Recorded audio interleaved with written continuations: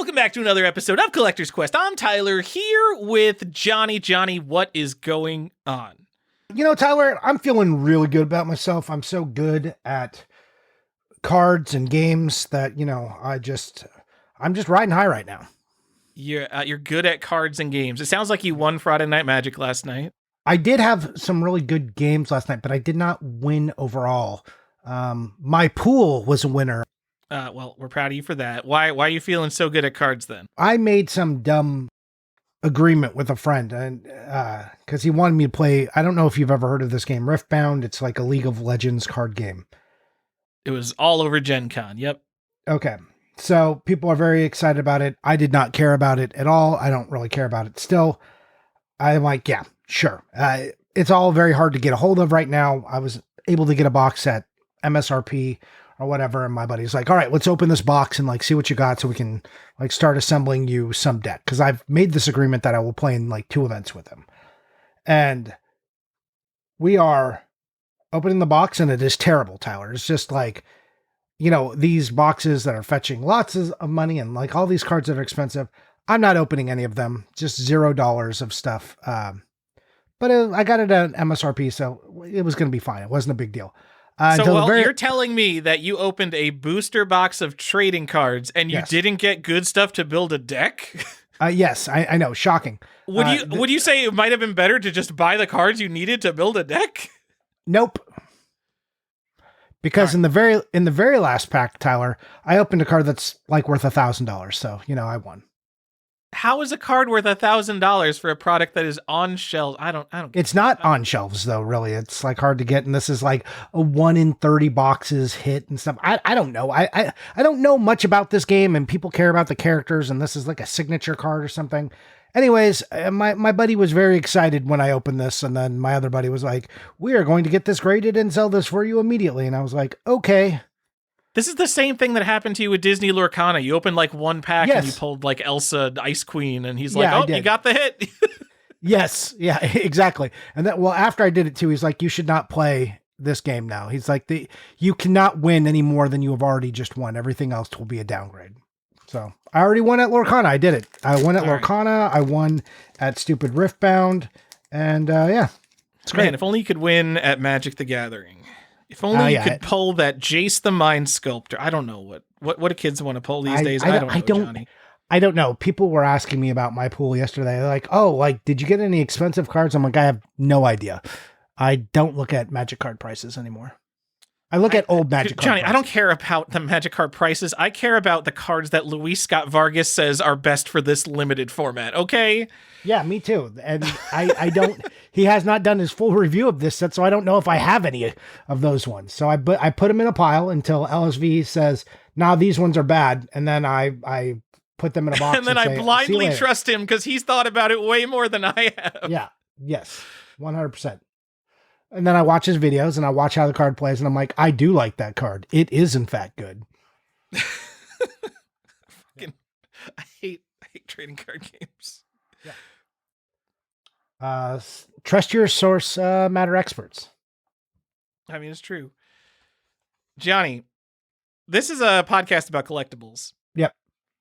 And I know at various points in time, years ago at this point, we talked about how it doesn't just have to be about video games. We could have all sorts of collectors on. And I think we've had book collectors on the show before.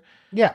A book collector. I think that was kind of our biggest claim to fame was the book collector, the Harry Potter collector, right? Yeah. Yeah, we did one side quest is what we were calling them. I found an interesting world that I didn't know existed because I was going through my wife's mechanical pencil collection. I needed a mechanical pencil and my wife's a stationary person. And so she just has a box of all of them. And I found a cool stationary as in like notes. I'm like, she doesn't move. What happened to Ada? Damn it. And I found an Oto Super Pro Mecha. And I'm like, oh, this is kind of a neat mechanical pencil. Hold on. That's a mechanical pencil is what we're talking about? Okay. Yeah, we're talking about mechanical pencils. And I look it up and I'm like, all right, let's see how much it would cost to get a different size. It's like, oh, it's out of print. And I look it up on eBay. It's worth like $90 for a mechanical pencil. And then I go on Reddit. I go to the mechanical pencil subreddit. And there's this weird pessimism about mechanical pencils. Apparently, the golden age of mechanical pencils is over, and people make all these different mechanical pencil recommendations, and then the comments under those are people lamenting the fact that those are out of print and you can't get those specific mechanical pencils anymore. I'm sorry. This sounds insane to me. What? It's so weird. Who would pay $90?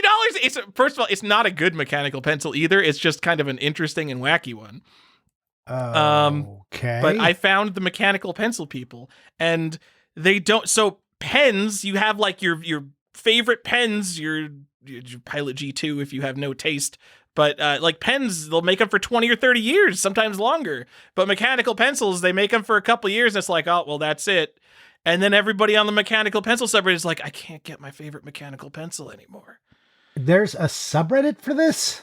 Yes, it is very niche. And there's a small amount of people who will pay 10 times the cost of a mechanical pencil because it's out of print. So if you guys are looking for something to speculate on, go find some interesting mechanical pencils. I don't know. I don't know what this is. That is crazy, Tyler. I feel like a normal person would be like, oh, this is worth $90 now. I guess I'm going to sell it. But now I have it on my desk and I look at it and I'm like, that's worth $90. Look at that thing.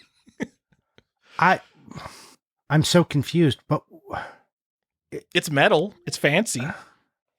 $90? I mean, whatever. If you buy fountain pens, like the best fountain pens are in like the $400 to $700 range, I think. Right, I guess. Yeah. That's okay. So if we got any stationery collectors, reach out to us. We'll have an After Dark about collecting stationery. And I don't mean the typical stationery collector, because the typical stationery collector is someone who's like, wow, look at this cool notebook. And then they buy a blank notebook, they imagine writing it, and they put it on the shelf and they don't use it. And they're like, oh, I don't want to mess up my cool notebook. I want someone who is out there buying stationery for 10 times MSRP. Okay, you heard it here first. Tyler's going to talk to you. That's really weird, Tyler. Why? People are into everything. You know what? Being into stationery, like pencils and pens, again, super easy to store that stuff. That is a way better hobby. Also, everything, like the MSRP of all this stuff is like $8. Like you could buy all the pens ever made and it'll be fine. You won't ruin your budget. That's true.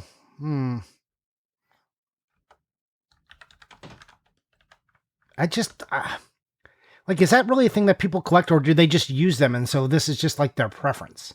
And it's a mechanical pencil. So what, like, so this, you only incur this if you've lost this mechanical pencil, or do you have like a fleet of mechanical pencils? I guess I don't understand. What do you mean you only incur this? Like you only incur this kind of cost after you've bought it one time. Like you're like, oh, I lost it, so I have to go rebuy it. It's not like you're like, oh, I need to own 3 of these. Because you would just fill it up with more lead. They come in different sizes. Maybe you want the 0.3 millimeter, the 0.5 millimeter, the 0.7 millimeter, and the 0.9 millimeter. They don't have like variable tips? No. I think you buy, because the little holder only holds one size. What do you think I know about mechanical pencils? What do you want? I'm sure they make some of them that have multiple sizes. Like calling these things like, have you ever, I mean, I'm sure you've looked at the guts of mechanical pencils. These are not like, overly complex machines. People like it. So the one on the one I had, the Super Pro Mecha, I think its standout function is it has a little knob on the barrel that you turn, and that knob controls how much lead comes out with each click. So if you turn it more, you can get more lead with your click. And that is probably just like a super overcomplicated thing that has no reason to exist, but people like it because it's unique. Like, I don't know. I would just default to putting out very little lead, because I can always click multiple times. Yeah, Johnny, that's what I set it to, too, because I'm just a normal person. Yeah, I look, I'm just trying to get in the mind of these people, understand, okay. Johnny, we buy games that we don't play because other people don't have them. It could just be as simple as, oh, this pen was only in production for 18 months, or this pencil, and so no one has it, so it's cool that I have it. Well, that's what I'm curious about. Like, is this actual collecting, or is this like these people, like this is just the one that writes best and I lost mine, so I need to buy another one? No, it's not. So to be clear, this $90 pencil is considered a relatively bad pencil. It feels cheap, and I agree with the reviews. It feels okay. Here we go. So now we're talking about collector bullshit. All right. Yeah, no, you want to get a Pentel Graph Gear 1000, guys. I've gone through all of the pencils now because they're all in my house, and it's the Pentel Graph Gear 1000. You guys want a pencil? Go on Amazon, buy one for $8. All these are in your house, so we already have a pencil collector we could talk to. That's me. Yep, I've got all the pens too. Nope, it's your wife. No. Your wife did this to you. I don't think she wants to be on the show, Johnny. I need to know more about Ada's interest in pencils and how far it goes. I pressed her on it. I'm just going to cut this from the show. I pressed her on it, and she says she's a casual pencil collector. We all started out as casual video game collectors. We you pass the serious people once in a while, and you're like, oh, that guy's a crazy. I'd never be like that. And then one day, you pass someone on the road, and they look at you, and they're like, that person's a crazy. And you don't even know. It just happens over time. Man, remember when we weren't crazy? Yes. That was a weird time. Yeah, it was a long time ago. Remember, take yourself back to 2008 and be like, well, all man. Right, so I think I was always crazy, actually, because as a kid in high school, I lofted my bed. So my bed was my bunk bed from when I was a very young kid. And I rebuilt the bunk bed to push my bed up so I could store video games under my bed because I had too many fucking video games, even in high school. Oh, yeah. Well, you've been insane for a long time. Yes, I've been insane for a long time. I mean, I used to do this with my toys, right? Because I used to collect all my Star Wars figures. And trust me, being in the military and being in your little military room and having your Star Wars toys and your video games out and people trying to look at you and decide if you should be defending the country or in your mom's basement is quite a look. I just wanted to ask you, this is just a simple question, because we talked a lot about set collecting, and I want to bring up a couple of points that I neglected to bring up in that episode. Look, if you're set collecting and people are going to ask you how many games you have left, and I know that's a really common way to think about it, but really here's what I want you to do. I want you to stop thinking about quantity of games, the number of games you have left, and I want you to have, and even though it's going to be an estimate, a running tally of how much games are going to cost you. Because seeing that big number at the bottom and being like, I still have $62,000 left to go on this collection is a way better sanity check than looking at a number that says 161. I don't like that at all. Why would you do that? That would just make me feel like I'm collecting is purely monetary. No, because this gives you a true scope for how far you are from a collection. And being in line with attacking the top and getting the best stuff, I want you to realistically look at that and be like, okay, if you attacked the top and you did all this and you're like, okay, I've only got 12 games, but those 12 games may be 30% of the monetary value of the set. So you may be, 30% of the way there with just a few games. So it works both ways. I just like seeing the dopamine of number going up and getting closer to the goal. I know number. everyone wants to see. Turning into a countdown of money makes it just seem like, oh, I got to shovel all this money into this. Do it. Look, you can change the calculation to make it a percentage of the overall total. So you're just looking at percent. You're like, so when someone asks you, you're just like, I'm about 40% of the way there. I'm 30% of the way there. And you can watch as you delete things or add things, you'll see the total go down and it'll be totally fine. These are simple calculations. All right. But I think that paints a fairer picture of you when you're collecting sets, because I could be collecting the NES set right now, right? And I could not own stadium events. And how far away am I really? That sounds like your exact position, actually. I'm only one game away, but I am 70% of the value away. I just think that is a little bit you should also track the number of games that you still have to go. So you know what that number is next to it. Again, if I'm making a dashboard of, my big numbers up at the top, so I'm tracking and understanding where I am in the world, all these numbers are important to me. But I think when someone asks, how far are you into the collection? Looking at it from how much money you have left or how much you've spent, how percentage wise makes more sense than the, actual number of games you own. I get, but you know what? If you're collecting NES games for 10 years, you're 250 out of 700, whatever you got on your list.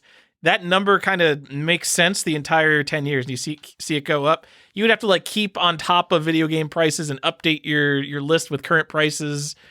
I've tried to do that before, and it's like, if you start putting prices in your list, I just start feeling like, oh, my list is always out of date. And like, yes, you could use some formula that pulls in like scraped price charting data until it breaks, and it's just like, it becomes a hassle. And I want my collecting spreadsheet to be as hassle-free as possible. Look, it does become a hassle, but it is easier to do this than it has ever been before. So I don't know. I think now is a good time to start looking at. Also, you have collection tools that will do this for you. You know, we have better tools than we've ever had to be doing this. So anyways, I just want people, like, even if you don't expose that publicly, it is a good thing to understand. Like that's being realistic with yourself and understanding how far you have to go in a set. And then I wanted to pose a question to you also about set collecting or just buying in general, because I just think this is generally, I wanted to get your insight on this, Tyler. There are very few games that you are going to buy that are just going to be 10s across the board or even 9s across the board, like especially like an old Nintendo in condition game. You mean? Yes. And I mean condition across every component. So if you had to say, like, well, I'll just ask, we don't have to say which one, but do you have a component like yourself that you look for that like you think is the most important one? Like, is there, I mean, because I know there's one I think is the least important one, but do I like, I'm like, is it a deal breaker if it doesn't have the warranty card for you? Do you need the condition of the box to always be a 9? Like, are you willing to, at what point are you also willing to cobble multiples together, even though that is tricky business, especially in the world of imps, improperly married parts.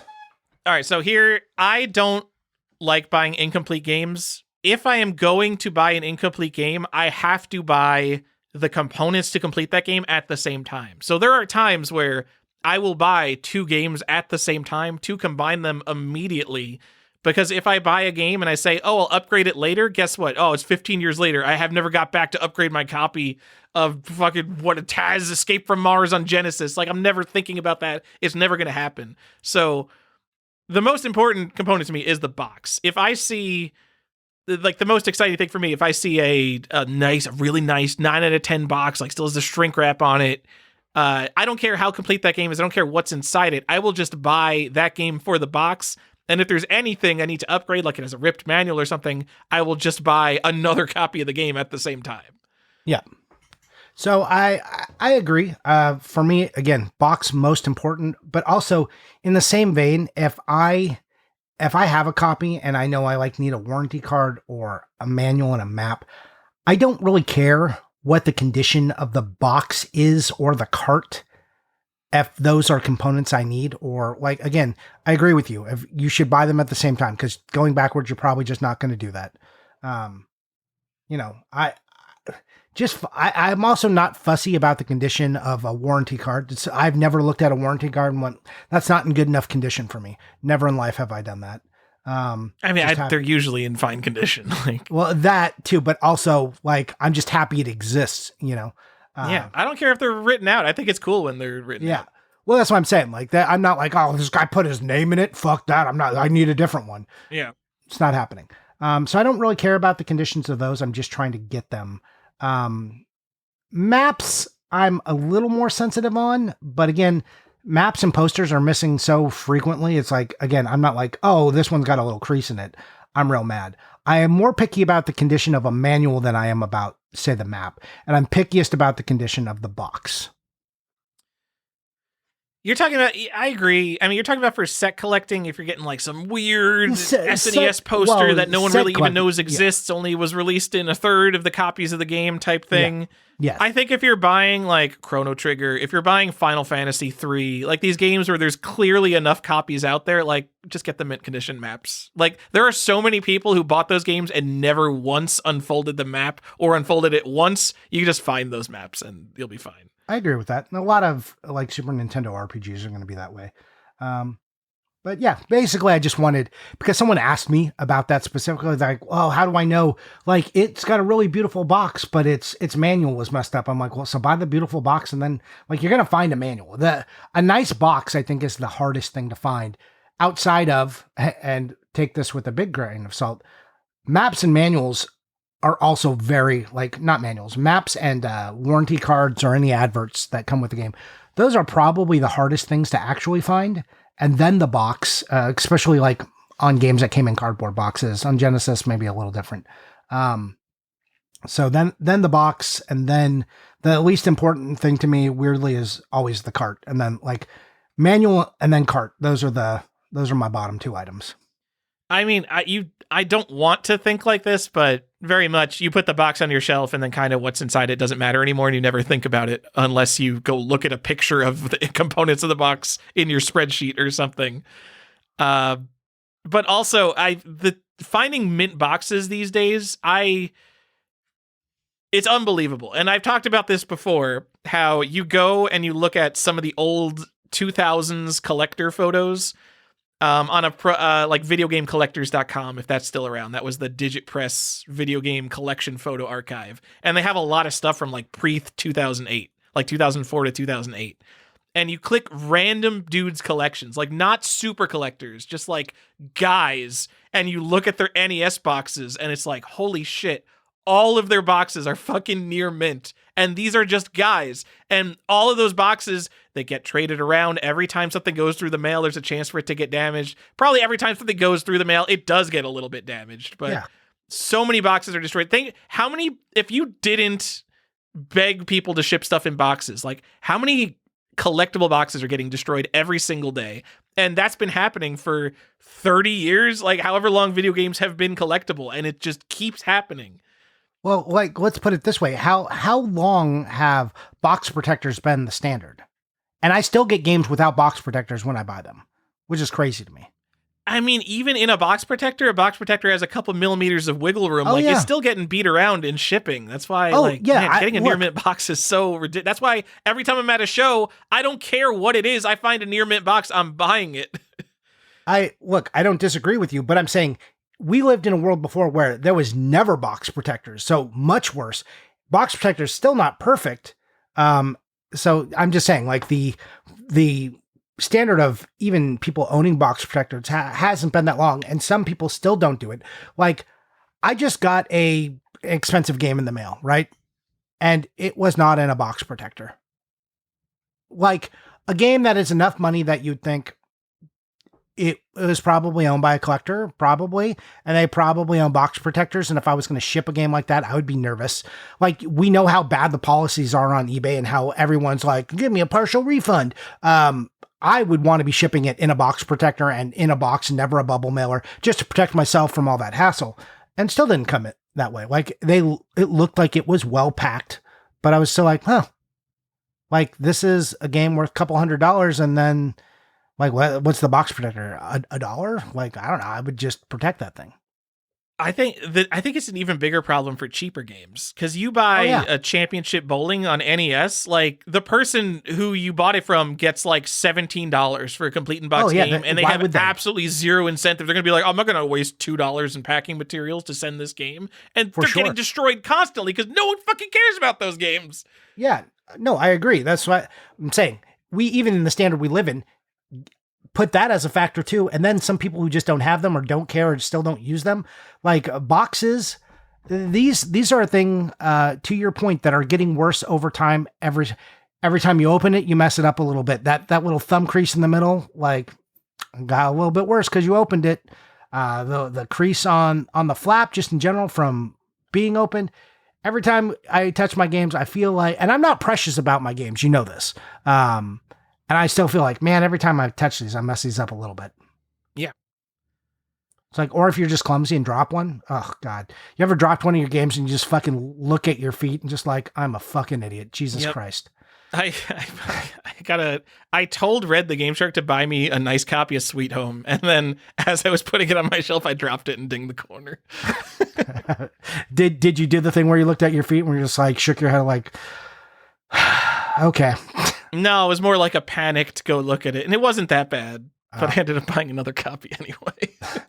So I don't look at it immediately. I take a breath first, and then I center myself, and then be like, all right, you're a clumsy idiot. Just, you know that about yourself. Pick it up and put it on the shelf. Johnny, I think card people, comic people, a lot of other collector people are way better at treating their stuff with respect, because I think even you've made fun of me because my bulk cartridges at this point I keep in baggies, and I realize they feel terrible, but go look at all the cartridges of the vendors in shows who've been dragging those same stupid NES cartridges around for 10 years. They're all shit because they've been rubbing against each other and sliding against each other. Every other collectible, they have like this 1 cent thing that they put around their stuff, and it's just like, oh, it'll just protect it for 1 cent. Yeah. And we should be doing that. And I know it sucks, and no one wants to look at a shelf full of NES games, and they're all in fucking baggies. But fuck, all of our stuff is slowly getting deteriorated over time. Well, I'd say if you have NES carts on the shelf, just buy box protectors that are cart size and put them all in box protectors. I mean, that's expensive, though. Oh, well, it's $1. And it takes up a lot of room. It does take up a lot more room to have cartridges in box protectors. Over the course of a shelf, it's like 1 or 2 games. I disagree. As each shelf? All right, as someone, I put... the main thing I put in baggies was my SNES cartridge collection. And if I put those in box protectors, not only would it have been like hundreds of dollars more, but it would have been significantly more volume. Well, I'm like looking at my shelf right now because I put all of my games in box protectors. And yeah, it's like I said, it had cartridges though. Well, yeah, but I'm saying it like over the length of one of these shelves, it would probably be, you get like 1 or 2 less games on your shelf. Also, put your loose manuals in manual protectors. And it feels so much nicer than having a shoebox full of like loose manuals rubbing each other. It's just like, we need to start normalize baggies in the video game collecting hobby. What are we doing, guys? Fuck baggies. Fuck baggies. I want or box protector. We're not going to put a box protector on a loose manual. I want top loaders for manuals. Those must exist. But I'm and still then, on the by the way, train, so here's how you properly put something in a top loader. You put it in a sleeve, even if it's a penny sleeve, and then you put it in the top loader. So it's already going to be in a bag. It's going to be in a bag that you put into the top loader, so then you can grab the bag to pull it out of the top loader and not damage the item. All right. And that perfect business idea. I think a lot of people are going to be on board. I think there's a huge market of people who are like, I've got, 3,000 loose manuals, and I really want to put them in top loaders rather than the correct game that they go with. Yeah. Let's, look, those manuals already taking up a lot of room. Do you want to double that space? I've got a business model for you. All right, Johnny, we're already a half hour into this. We haven't talked about Nintendo games yet. Oh, I don't know how long this episode is going to be. We're going to find out. Well, it's going to be another hour and 14 minutes. That's how much time I have. Go. So we have a lot of creative ideas here at the Collector's Quest podcast. Sometimes we talk about collecting Sega Genesis games. Sometimes we talk about collecting psychology. Sometimes we talk about weird stuff happening in the market. By the way, market update. Did we talk about that Mario that sold for exactly $70,000? It sold for like $1,000 off from my guess. I'm like Nostradamus of high-end video games here. Pump your fist, man. You nailed it. Yeah, absolutely. I gave you all the credit on the Discord. I was like, fucking Tyler nailed this thing. So I decided we're going to do something a little bit different and talk about collectible NES stuff, something that we basically never talk about. Oh, yeah. No one ever talk. I mean, it's pretty brave of us to like talk about NES because like that's just not a market that people are really into. But people like weird NES stuff, Johnny. And I think people probably focus a little bit too much on their set collecting and the games, because the reason people like NES, and I think this is the wrong reason, is that the games are really good and fun to play and fun to collect and colorful and exciting and rare and all this kind of cool stuff. But what about all the stuff that isn't the games, that you're not buying because it's not on your set list, but it makes you look like you're super cool because you went out of your way to get some weird NES stuff? I want to talk about that stuff. Like an NES cleaning kit, the one with Mario on it, the one you definitely should get. That is such a cool thing. Yes, yeah, we're starting the show with the NES cleaning kit, one of the weirdest NES boxes, one of the weirdest things that Nintendo ever put out. They're basically admitting, hey, our product is kind of faulty sometimes, and this is what it looks like when it's fucked up. And that's the box of the NES cleaning kit. Oh, and it's Mario so like wiping a window, and on the left side of the box it shows like a glitched out NES game, and the right side of the box it looks okay. Yeah, well, these, like, remember there was like the Eliminator 2, which was like that pink one in a clamshell that was really popular. There's also the cleaning kit where it's just the picture of the cartridge on the box and like some weird, like, definitely 80s background. That's not the one to Yeah, get. it's like a plain black NES cleaning kit. We're talking about the one with Mario cleaning it. It's so good. That is the one to get. And they did the thing and they put them in an NES sized box. Good job, Nintendo, for making this one collectible. So this wasn't even on the thing. So the black NES cleaning kit, I'm seeing like less than $15 shipped on eBay. Yeah. Oh, like $10 shipped complete in box. And then the one with Mario on it, like $20 shipped. Go get one. I didn't even, this wasn't even our thing, but the point of this episode, Johnny, is that to get cool NES stuff, not all of it is like little Samson, oh, I gotta spend $7,000. That's true. Yeah. They have one of these for the Super Nintendo as well. Does it have a cool box? It's got the same box. Oh, that's weird. I didn't even know that. Yeah. Is it just called So, SNES and again, cleaning it kit or has Super the NES? same, it has the same scenario going on where there's two different versions of it, where one is just like a plain box showing you the cleaning kit, and then one of them's got Mario wiping the window. This is so I'm more of an NES guy than a Super Nintendo guy. I've never seen the SNES cleaning kit. Yeah. And you can get one for $50 brand new. $18 for a nice one I'm looking at. I might buy this Guys, one. what I are we don't know if I doing have not this one. buying these cleaning kits? These are Like- first-party Nintendo cartridges, technically. Yeah, I think I have. There's versions of these. There's a lot of weird stuff you can get on the N64, like the RF adapter that come in these style boxes. Maybe we'll go over those one day. The stuff that's not Nintendo, NES. But yeah, there's some good ones out there. I have the regular cleaning kit. I think that doesn't have Mario on it for the Super Nintendo. Now I got to go look.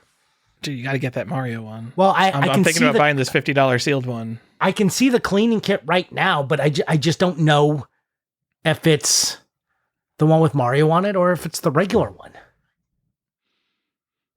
Johnny. Yeah. The first thing I want to talk about that's NES related, kind of, is Play Choice 10 games.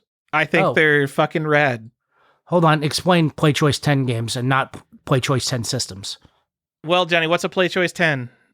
It is basically an arcade board for Nintendo games. That's what it is. It didn't play NES cartridges, though. It's an arcade cabinet, and they came in multiple styles, and they would play NES games. It has, I don't know, the hardware is similar to NES. It might be exactly NES. I know that the original analog NT, before they were pure FPGA consoles, the original analog NT used like some kind of Play Choice 10 hardware that they had to scavenge off Play Choice 10 boards, which was really weird.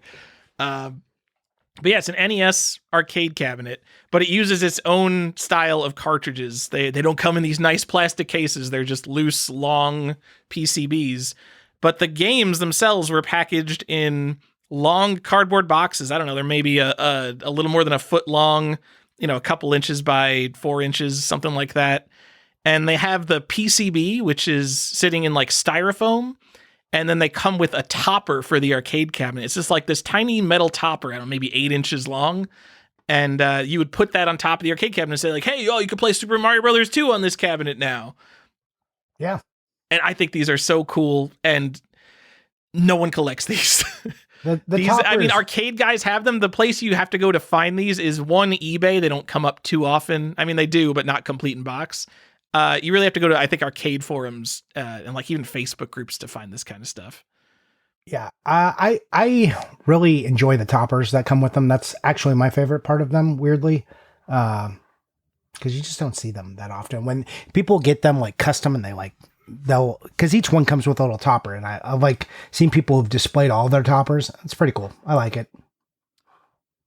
There's a lot of new old stock, and I think the reason there's quote unquote a lot, like there's usually going to be, I don't know, 2 to 6 on eBay at any given time, and they usually go for $300 to $600 per game. But the games that came out on PlayChoice, like there wasn't any real junk on PlayChoice. It's all the first party Nintendo games. It's Super Mario Brothers, it's Dr. Mario, it's Mario 3, it's Ninja Gaiden, it's Rescue Rangers, Tecmo Bowl, Mike Tyson's Punch Out. And you can, so this is technically, you can get a brand new and, sealed NES. That's like the high end stuff, right? Like, y'all never going to own a sealed Tecmo Bowl. That's worth $114,000 now. There's a sealed Tecmo Bowl Play Choice. It's $400. Buy it now. Best offer. Pretty good I deal. think this stuff is cool. I don't know. I know no one is really into Play Choice. The boxes don't have any art on them. It's a plain box that says Play Choice 10, and then the game is stamped with like an industrial looking font on the front of the box. I still think these are super cool. Well, do you want to tell us about a couple of different Play Choice systems that exist too? Well, Johnny, they have the upright Play Choice system, which is a full-sized arcade cabinet. It's bigger than a full-sized arcade cabinet because it has 2 monitors in it. What a hassle. I don't even want to deal with repairing and maintaining one CRT monitor. Now you can have 2 just to play NES games. You could just play at home anyway. So heavy. It is heavy. And it looks like when I say a Nintendo cabinet, like it looks kind of like a Donkey Kong cabinet. And it's just like an upright thing, and you'd plug multiple games into the Play Choice port. I forget how many you could plug in. You could plug in like 10 or 12 different games, and then select them from a menu. Play Choice 10 being the operative number. Oh, it's 10. Thank you. There you go. Gotcha. No problem. And then so there's the countertop cabinet as well. Those are super cool. I don't know if those are rare. They used to have one at a bar I went to. Small cabinets are cool. You could have one on a counter. And then you were talking about the red tent, but the red tent was the Nintendo Versus system. I don't know if those play Choice. Could you throw a Play Choice into those? I don't know if you can throw. I'm the wrong guy to ask on this. But again, that's in the same vein as those. These are the Versus cabinets. If you've never seen the Nintendo red tent, these are pretty interesting. Player on each side. You got a screen. You get different versions of games. That's why I like it, is because you get different ROMs of games that you know and love, and it's just like an alternate line you can go collect on if you are deep into NES and you're like, I need more NES stuff.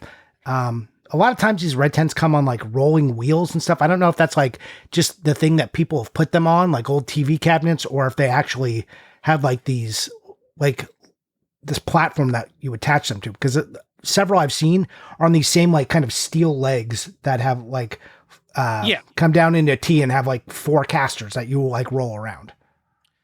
So I'm pretty sure it didn't have wheels from the factory or anything. I just want to caution people against Nintendo Red Tent cabinets. So to be clear, if you don't know what we're talking about, Red Tent, it is a 2-player arcade machine where the players are facing each other. Each player has their own CRT that they're looking at playing the game. And, you might be playing like Versus Tennis, and it's just NES Tennis, but or Versus Castlevania. You guys are sitting across from each other playing. And I think these are popular with arcade collectors. One, they're extremely distinctive because the shape, it's called the red tent because it looks like a tent. It's got, looks like a Pizza Hut sign almost. And they think that because it is physically small, that's an ideal thing to own in a collection. As someone who went through an arcade collecting phase, you don't want cocktail cabinets. Like a red tent takes up the same amount of room as like 3 full-sized arcade games. Because imagine, you need to have space for people to, not only stools on each side of this thing, but space for them to like pull out the stool and actually sit down. And then just takes up more space than a full-sized arcade game. So anything in that format is a scam. Don't think you're saving space by buying a red tent. So the only way a cocktail table, like everyone wants like that cocktail Miss Pac-Man or Pac-Man, right? Everyone's like, I remember playing that at Pizza Hut. Yeah, I get it. But unless it's actually replacing a table in your house, it takes up the same amount of space. No, even then. So when we say cocktail table, they are arcade cabinets that are built into tables, meaning is a completely flat surface and the monitor is facing straight up. Usually it's angled like a little bit towards the player. And they suck to play. They're so bad. You have to like hunch over them. There's reflections on the glass. I hate them so much. And I know this because I've had them and I bought them. I'm like, oh, these are so much more practical than regular arcade cabinets. No, they fucking suck.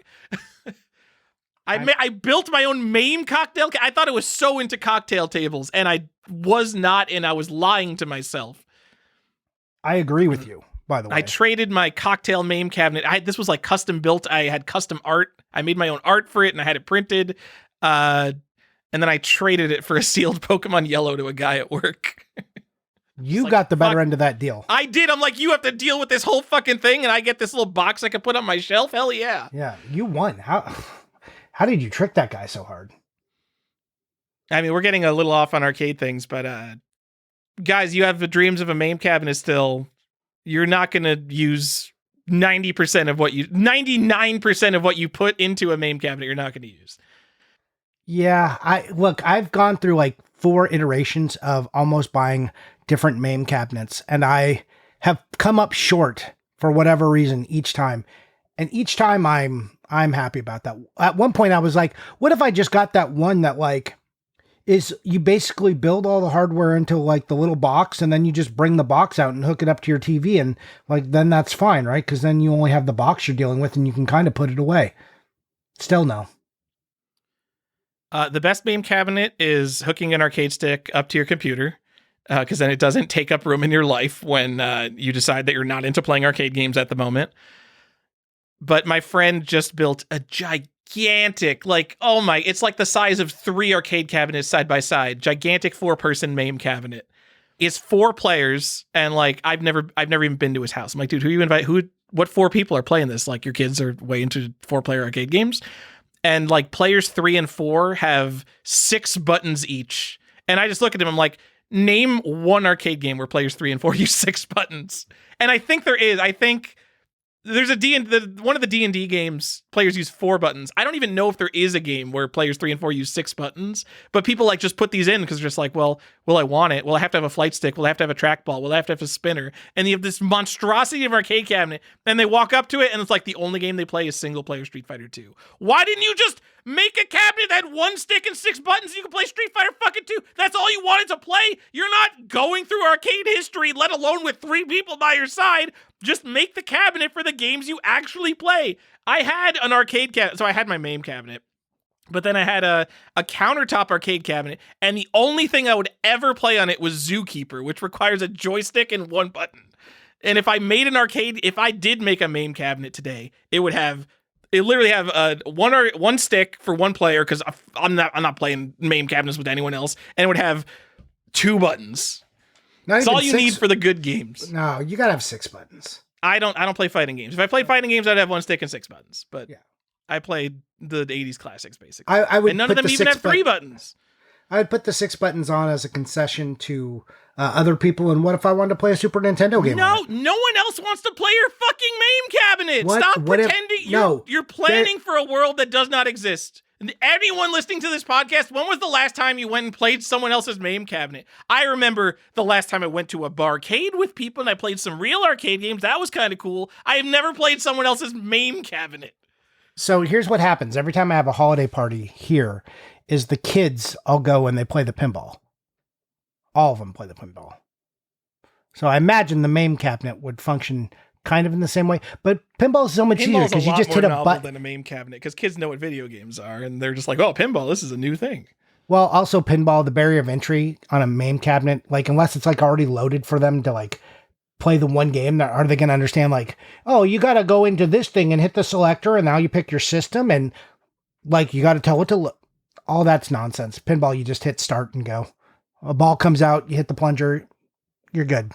All right. We got to go back to Nintendo. Arcades were already kind of tangential to Nintendo. This is just my bi-yearly reminder. Don't build a MAME cabinet, you dingus. All right.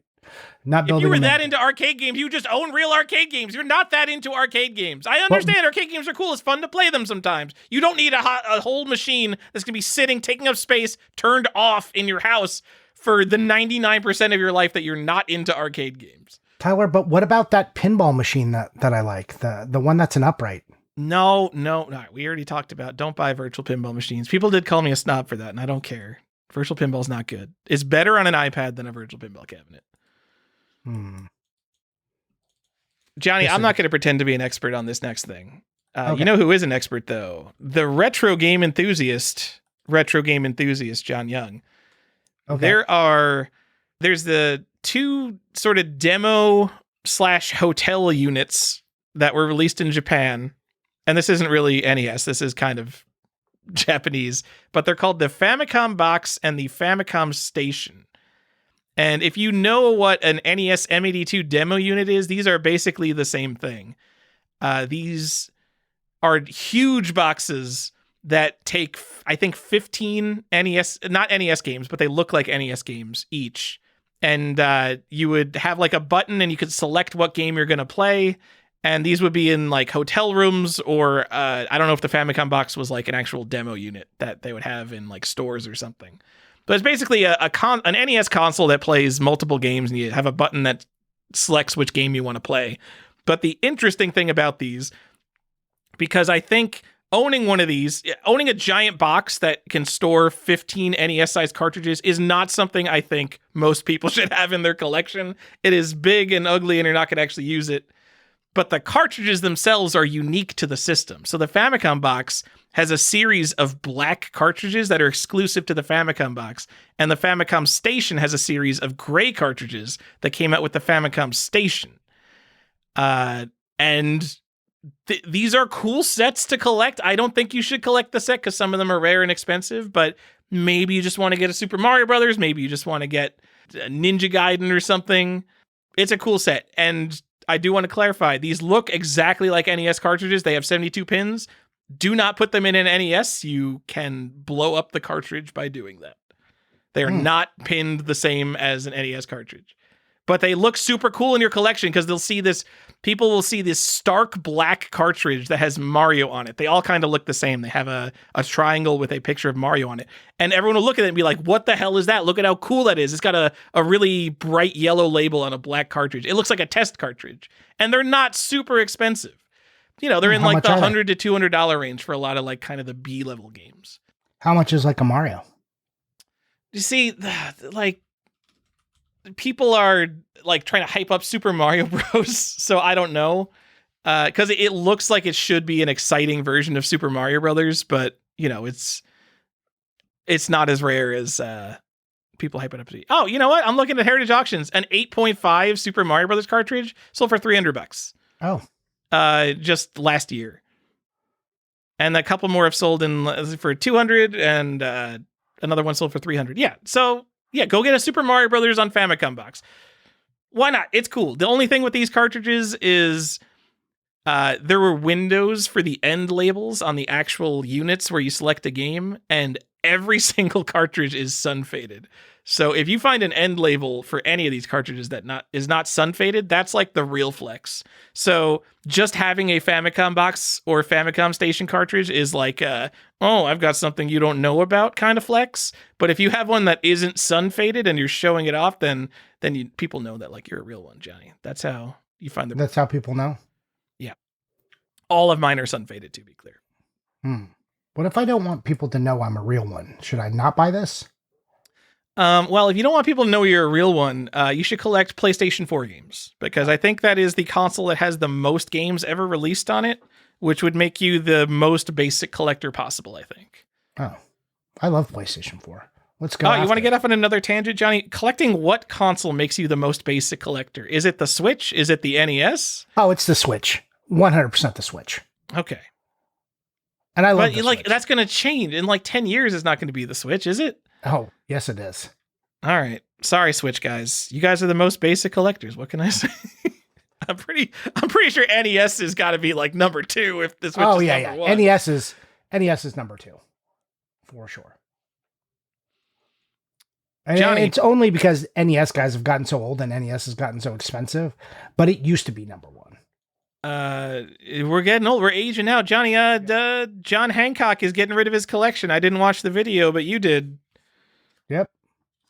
Was he donating his collection to the Embracer Group? No, he sold it or something. I don't. He sold it to the Embracer Group. Either way, I don't care about John Hancock or. I'm just saying he's an old timey guy that people know about, and he's sold his collection. Video games are dead. Hey, look, some people are quitters.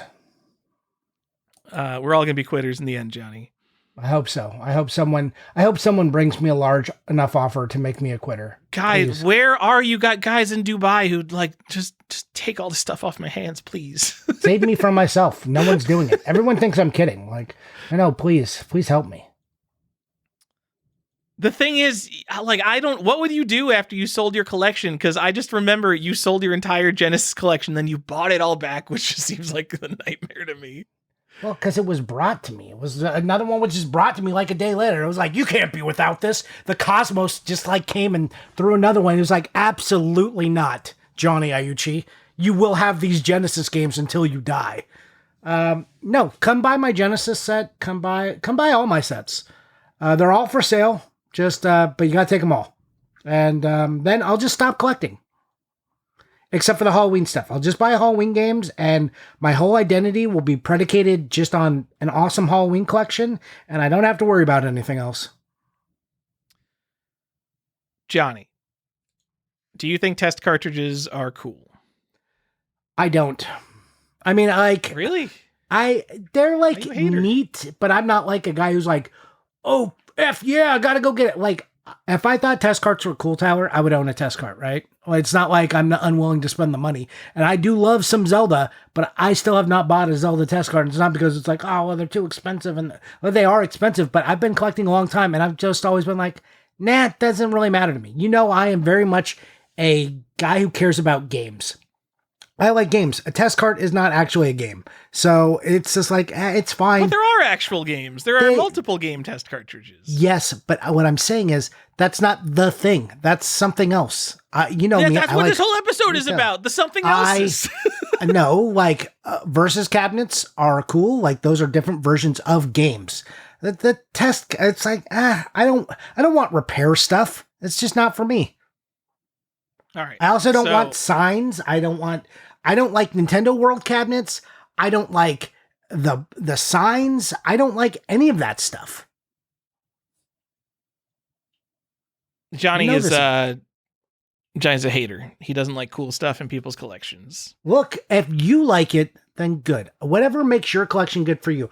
But you know, when people show me, they're like, check out my 3 Nintendo cabinets. These are sick. And then they're like, and this is my Nintendo signs. Look at my 3 LED signs. And I'm like, okay, that's great, I guess. And they're like, and then here's some other weird Nintendo stuff. I'm like, I guess these aren't games. I love games. So Johnny, back in the day, I think someone's gonna have to see. This isn't my area either. But I do appreciate the people who have and know stuff about this. So Nintendo had the Nintendo Service Centers, and I believe these really started in the early 90s. This wasn't like immediately when the NES was launched. We had like Nintendo Repair Centers already. No, it was a creation of need. Yeah. And so the people who would repair your NES had the NTF2 test station, which was like a big slab. It has like a slab with a TV and a knob on it, and you like plug your NES into it, and it has a bunch of test cartridges that can test various components. And I think there's like 5 test cartridges that are meant for this station. There's the NTF2 test cartridge, the Control Deck test cartridge, which I guess tests your console, the Joystick test cartridge, which tests your controller, the Power Pad test cartridge, and the Port test cartridge. And I don't know, these come in gray versions and anti-static plastic yellow versions, which are way cooler because they're bright yellow. I do think the yellows are cooler. But have you told people what NTF stands for? No, what does it stand for? Nintendo Test Fixture, most likely. Cool. It's not like really documented, but architecture of the time and language of the time suggests that Nintendo Test Fixture is probably the most likely acronym, like what that acronym stands for. The 2 there means there was probably an original one, but no one has surfaced like an NTF1 cartridge. But that may have been a thing that just existed internally before, like during their testing, and then they like figured it out and they're like, okay, these are the NTF2s, send these to test centers. So there's an NTF2. I don't think we've seen an NTF1 because that was probably just something that never actually made it out of internal testing. And I do want to apologize. There are some people out there who like their whole life, their whole collecting personality is Nintendo Service Center memorabilia. They have the signs, they have the repair binders with like instructions on how to repair stuff, the service station, all the test cartridges. This is like their thing, and it is absolutely not my thing. So I apologize. No. Like, I don't think like the NTF2 cartridge that didn't come in yellow. That one's only gray. Yeah. So as for someone who doesn't like test cartridges, I think it's awesome when someone goes hard at a specific collection. So the couple of people that I know we're talking about that have the whole service center angle like covered, I think that is very cool. I like that their collection is dedicated. They have like this whole space. They're passionate about it. Like, I think that's cool to see them all like come together in a group, but me owning one random test cartridge, no thanks.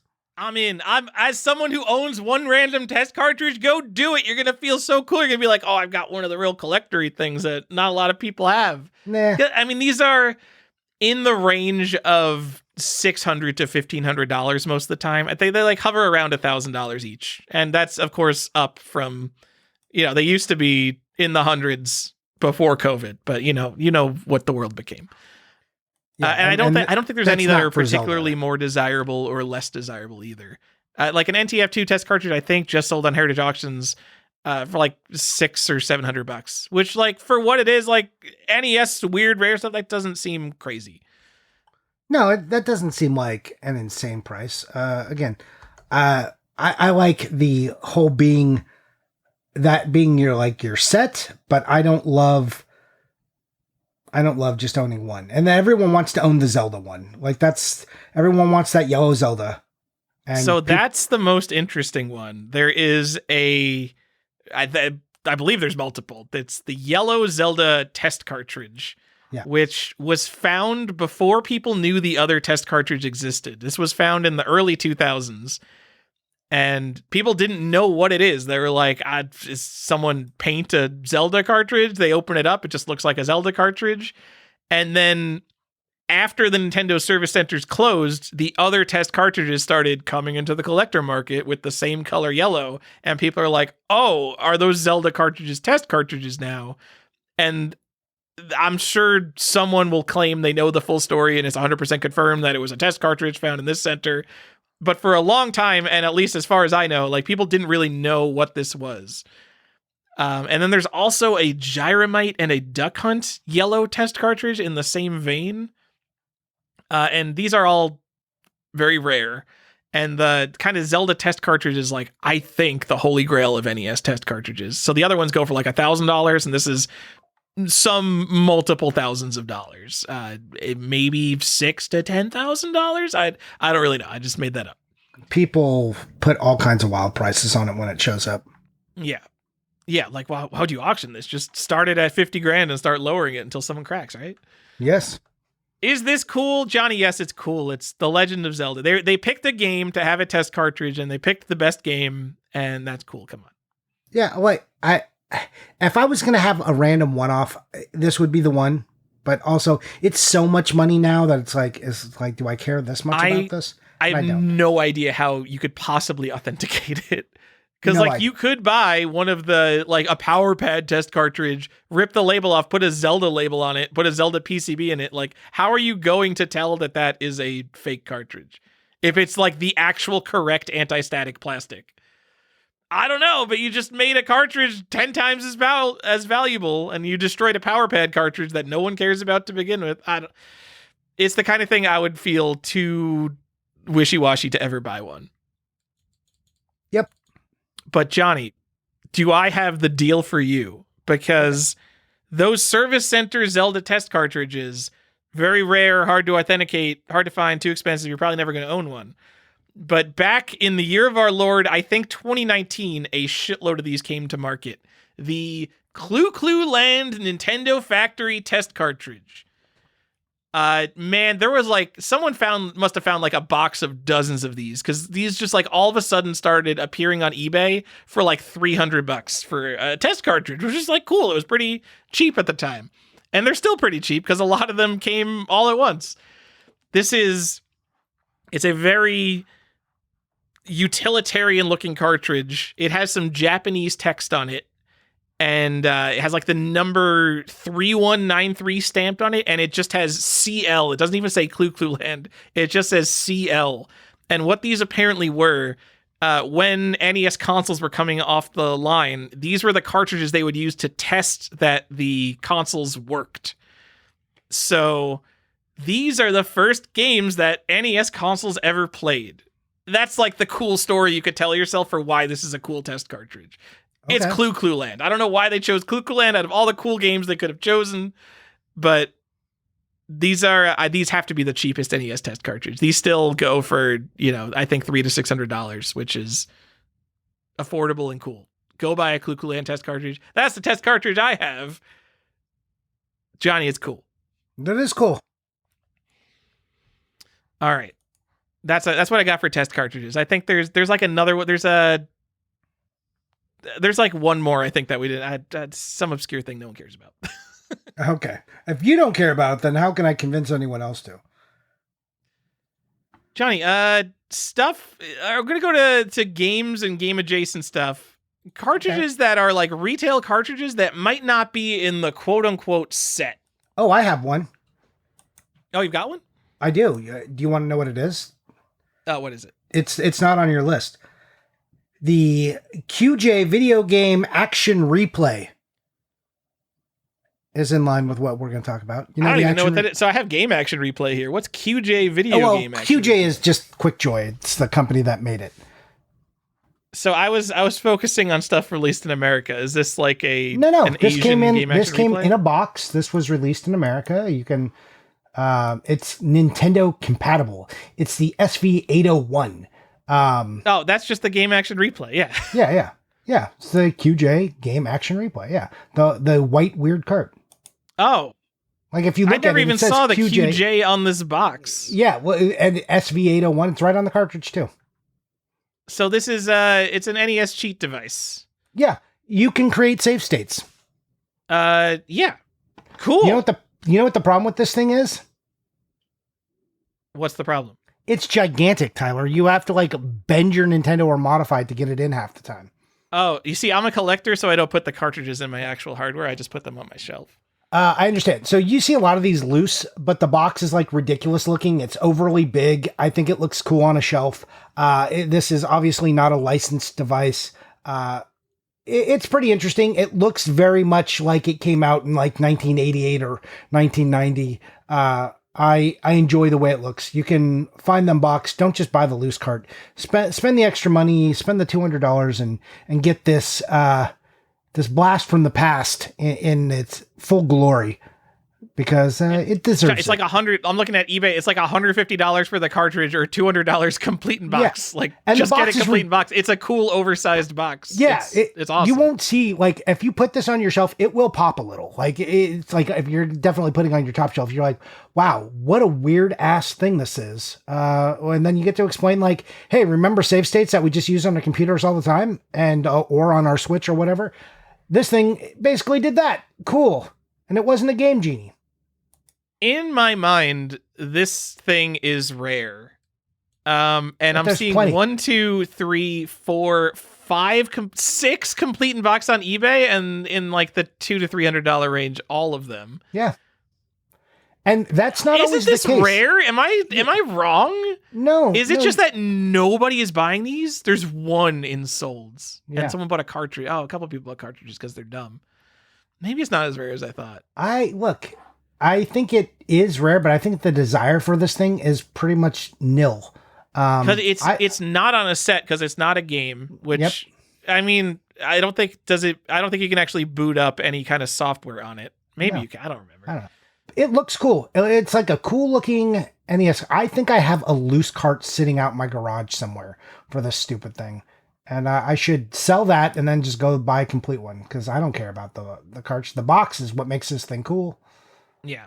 I think it's definitely one of these things that's like, oh, this guy is deep into Nintendo. He's got game action replay. He's not just checking stuff off a list. He has the stupid stuff too. Yeah. I honestly thought this was going to be more expensive. $200 complete box. That's a deal. Yep. Go get one. All right. Johnny. And I know you want to get into the Aladdin stuff, but I wanted to interject with that because okay, let's go. I'm going to let you talk about all the Aladdin stuff. Right now? Can I do it? Right now. Do it. Johnny, was the Aladdin deck enhancer ever actually released, or did they find it in a warehouse and that just exists? I feel like it was a thing found in a warehouse. I don't know if it was actually released because back in the day, I used to see them in lots, and it would be the whole set of everything. People just had like Yes. a pallet of it, and they're like, "Please take all the Aladdin stuff." And I was always like, no thanks. So I see there are places that say it was released in 1992, and fine, I will believe that. But there's also people who have like shitloads of new old stock. It is so much easier to find just like someone who has all the new old stock stuff. Both the deck enhancer itself and the games for it. And just to explain what this is imagine like how you know how like a game plugs into a Game Genie. This is half of an NES cartridge that has one of the ROMs for the game, and then the other cartridge that you plug into it has the other ROM for the game. And when these two things combine, they form one NES cartridge. So the idea was that we're going to have this sort of template for an NES game, and you plug the other half of the NES game into it, and this is going to save us 75 cents of manufacturing cost to put out a game or something. I'm sure maybe it saved more, but it was like a way for them to save money by releasing games that only had one of the two ROMs on it. It was a weird thing. And it obviously failed, but and like this back in the 90s, this was considered like S+ tier ultra rare on the Mike Etler list. And now you could go and you just get everything new on eBay, no problem, for a couple $100. So here's the thing I definitely remember about this. I remember seeing Fantastic Dizzy. So I know that's like a weird situation. So tell me why I think I have not childhood, but like probably teenage memories of seeing Fantastic Dizzy. I don't know what. So there's the Fantastic Adventure of Dizzy. That's just a game. Okay. But that's not also, part of the deck there's enhancer. A regular NES cartridge that's Fantastic Adventure of Dizzy. And this stuff is weird. You want to get into like weird set stuff where people talk about like, code revisions and stuff. I'm pretty sure that the Aladdin version of Dizzy is not the same exact ROM as the cartridge version of Dizzy, of Fantastic Adventure of Dizzy. I think there's like some slight differences. Like there's twice as many collectibles on one of the versions as compared to the other. I don't think that would make it count for another slot in the set, but these aren't the same exact versions of the games if you're a real Nintendo nerd about it. Oh. So but to be clear, there is a Fantastic Dizzy game that was just released, and then there's a deck enhancer version? Yes. Oh. So all of the Aladdin confusing. games had regular cartridge releases, except for the bundled game, Dizzy the Adventurer, which was only released bundled with the Aladdin deck enhancer, which is a port of the computer game Dizzy Prince of Yokefolk, which is the 6th Dizzy game, which, as us Americans know, we don't know that because we don't know anything about Dizzy because we're Americans, and some European is like, I love Dizzy Prince of Yokefolk. No one here has played any Dizzy game. I'm sorry. I'm sorry. Prince of Yokefolk is an excellent name. It is. It's pretty good. I love that name. I like people being called Yoke folk. Like these egg people, all you Yoke folk, I'm not into you. People who are overly enthusiastic about eggs. Yoke folk. Johnny, I think that at this point, the Aladdin cartridges, I don't think, is there a rare one? Like, I always saw, like you, I remember seeing people sold the set, like there were like 7 games for it, and they just sold like, here's all of them new old stock, just get the lot, right? I've got so much of this shit to get rid of. They're so cheap, like some of these are as cheap as like $35 new old stock on eBay. Like, just go get the Aladdin set. Just like, Aladdin deck enhancer in 5 games, brand new, $200 or best offer plus $6 shipping. Just go get this shit if you collect NES. This stuff is fucking cool. This is such a weird thing. I remember being offered the complete set for $100 probably 20 years ago. And being like, So the fact that it's only gotten to like $200 or best offer tells you a lot about it. At the very least, go get the Aladdin deck enhancer itself because it has that exclusive game, Johnny. Look, if you don't want to be part of the Yoke folk, I don't know what you're doing with your life. Johnny, my second unlicensed real game is the Racer Mate CompuTrainer, which came with Racer Mate Challenge 2. Okay. Man, nobody has this. We could both point to people we know who have Nintendo World Championships gold. Does Joe have a complete Racer Mate CompuTrainer, which he only recently got? Yeah. Nobody has a complete Racer Mate CompuTrainer. No So one. this is a rare and obscure, unlicensed NES game. It was basically a bike trainer that you hook up to your NES and you pedal your real bicycle and stuff happens in the game. I don't know. It's like a computer. It's a bike computer exercise software for your NES. And when I say bike trainer, you would hook the back wheel of your real bicycle up to a machine that translates like your actual cadence into the NES so it could show you whatever the hell RacerMate Challenge 2 is. You know what I'm going to do for all those people in the Discord? If you own all the weird exercise games, here's what I'm going to do for you. I'm going to give you a special role. It's going to say fitness challenged. And you get a special role on the Discord. I expect to see Racer Mates, Outback Joey's. You got to show me the whole works. So show me. I want to see like 4 exercise bikes in your house for these bullshit games. I think so. That very thankfully, RacerMate it comes with a bike trainer, so it's a somewhat reasonable sized box. Yes. It's the size of like a computer tower, like a full size desktop computer tower. But man, those like 90s vintage exercise bikes that hook up into games, or like the Wii exercise bike, those are garbage, guys. You do not have room in your life for a collectible exercise bike. I promise you, it is not worth owning that shit. When I was doing the Wii set, and what's the game? Cyberbike or something? Yeah. And I like looking at the Cyberbike and being like, do I need to own the stupid bike with this game? And I remember I had a best offer sent to me about one, and I was looking at it pretty hard, and I went, I don't need that. Or someone or went on sale. I don't know if a best offer was sent or someone just slashed the price, but I remember the decision point of being like, you know what?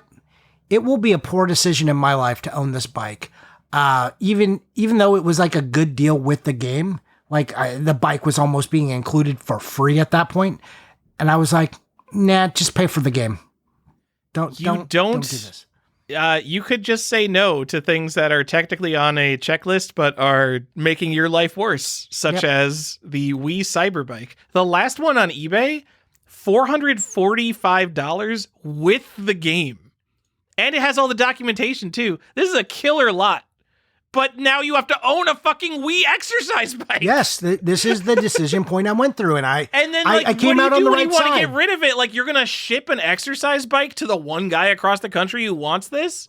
This guy is probably thrilled to get it out of his house. Yeah, well, and consider this as you buy things now. Shipping has not gotten easier. It's gotten more expensive, more tedious, just worse overall.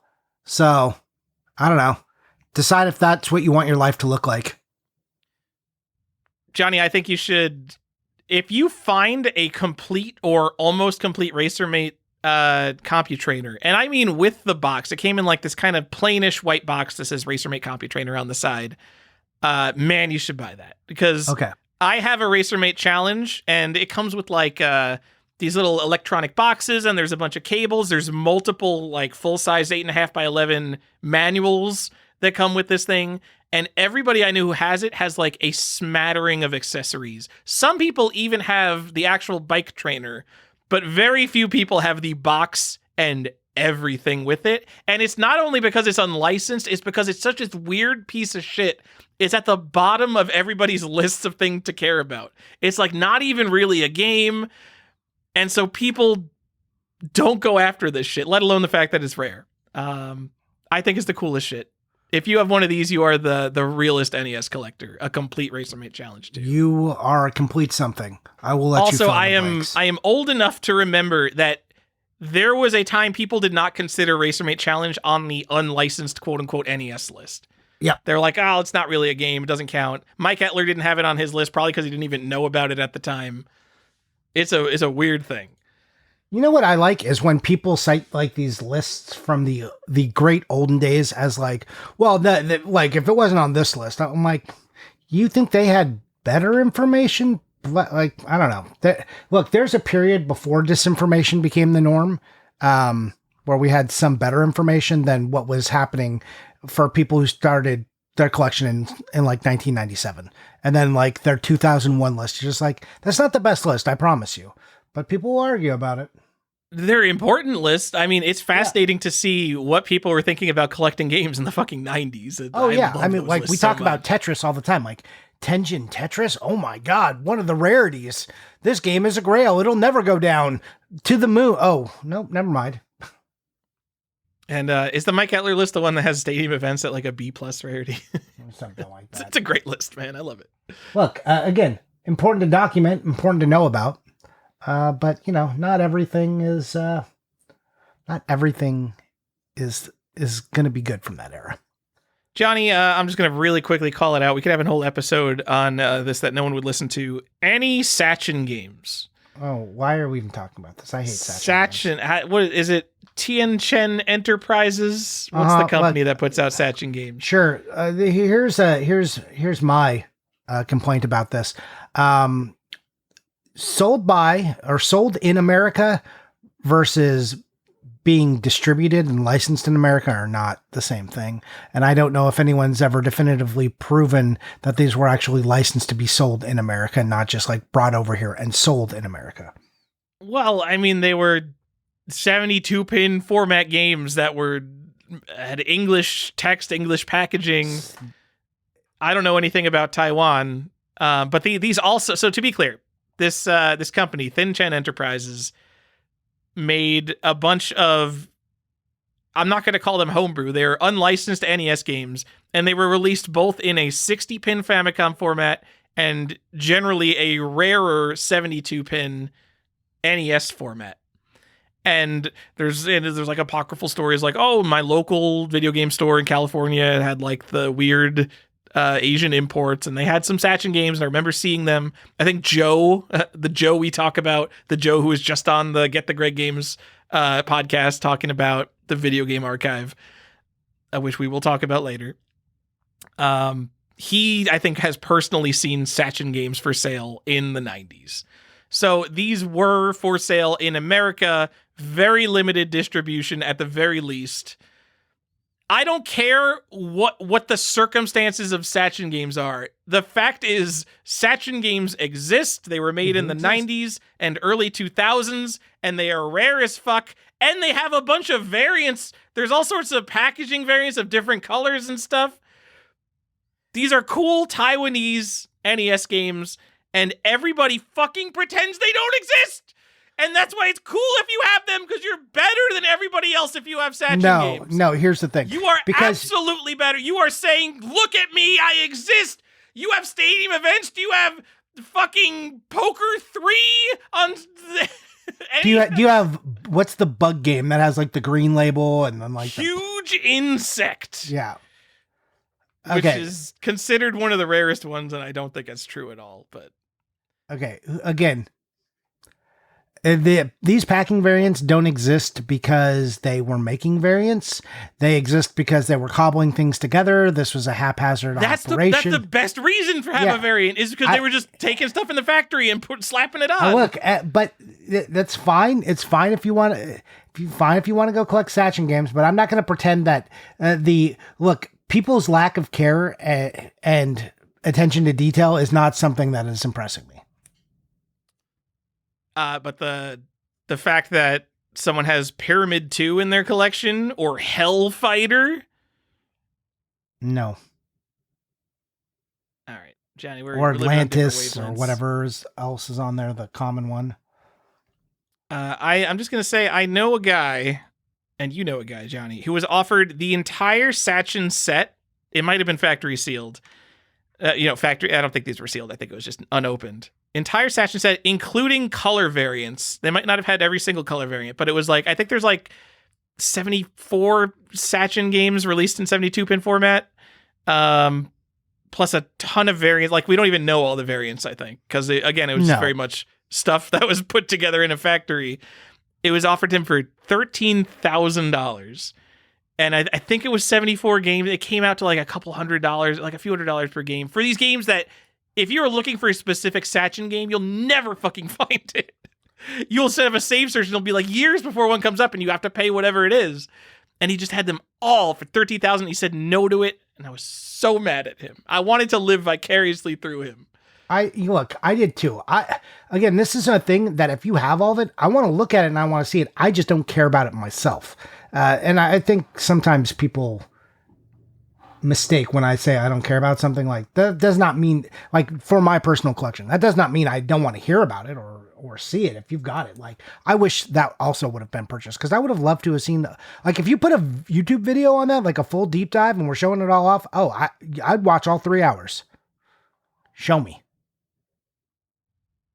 I'm looking at Satchin prices on any, like, man, some of these games, like $30 cartridges, I would say don't buy a cartridge, but Honey Peach, that's a common one. $100 for a complete in box Honey Peach, like, hell yeah, go get that. That's like a porn rock paper scissors game. Like if you're into that kind of stuff, I am. I think porn games are funny from the 80s. Like, yeah, hilarious. Go get Honey Peach. Hilarious, because they're so stupid. Like, they're so stupid you can't take them seriously, which makes them charming. Lucky Bingo sold for less than $100. Is this a 72-pin cartridge? So the thing with Satchin games you have to watch out for is that the Famicom cartridges look identical in packaging. You have to really make sure you're not buying a Famicom cartridge. I have done that multiple times. Little Red Hood. Is this a 72-pin cartridge? 72-pin Little Red Hood, kind of a notoriously bad NES game. Less than $200, $175. Who has this stuff? Come on, this is awesome. I'm setting up a save search for Satchin NES. We're starting getting into Satchin again. Okay. This is awesome. Here's a graded Little Red Hood for $350. That's like the scam price. Come on, you could have a Little Red Hood. Oh, another one for... That's the PAL version. Anyway, Johnny, no one cares about Satchin games. I just want to remind people that they exist. Okay. The other thing that's not on your list that arguably should be on the lists, but who cares? Johnny the Game Genie. The NES Game Genie. You know it. You love it. You enter codes in your games and weird stuff happens. It's like a bad action. If you don't know what a Game Genie is, because I guess people don't have cheat devices anymore, it is a cartridge you would plug into your NES, and then you would plug another cartridge into it. So it would sit in between your NES and the cartridge, and you would enter codes into the Game Genie that modify like certain places in the system RAM. And this is how you would give yourself like infinite lives, or you start on the last level, or you're invincible, and has all sorts of stuff like that. Yeah. Fun to mess around. And like there's a community of people who like invent their own Game Genie codes. It's really, Game Genie is super cool, and I don't think anyone cares about it. There was always one kid who had the Game Genie, and he was like, "You want to play with the Game Genie?" And just be like, "This is like fun to see, but I didn't always find it fun to play." I was like, "Okay, can we just play the game?" I had a Game Genie on my Genesis, and I would use it all the time because I had no shame when I was a kid. I loved codes. You're the kid I'm talking about. Print out codes. Yeah. I never asked people to play with the game. Anyway, it's like $25. These are way more common than the game action replays, but you don't see them complete in box a lot. No. I'm trying to find one that is complete in box on eBay. And this is like one of the rare ones where you want like the later ones because they're going to have the better code books. Here, I see a really nice complete in box one for $300. So I imagine it probably goes for less than that normally. But hey, go get a really nice one. Oh, here's a complete in box one for $100. Dude, go get a Game Genie on NES. Be cool. Do it. Now, Johnny, there is something that I don't think people ever used to talk about this. There is a Game Genie item of notability and collector clout that you can have. And if you have one of these, especially complete in box, you could have no other NES games, and you're proving to me that you are a real one. This is a new metric we're going to have on the Collector's Quest real podcast. Ones? How to prove that you're a real one.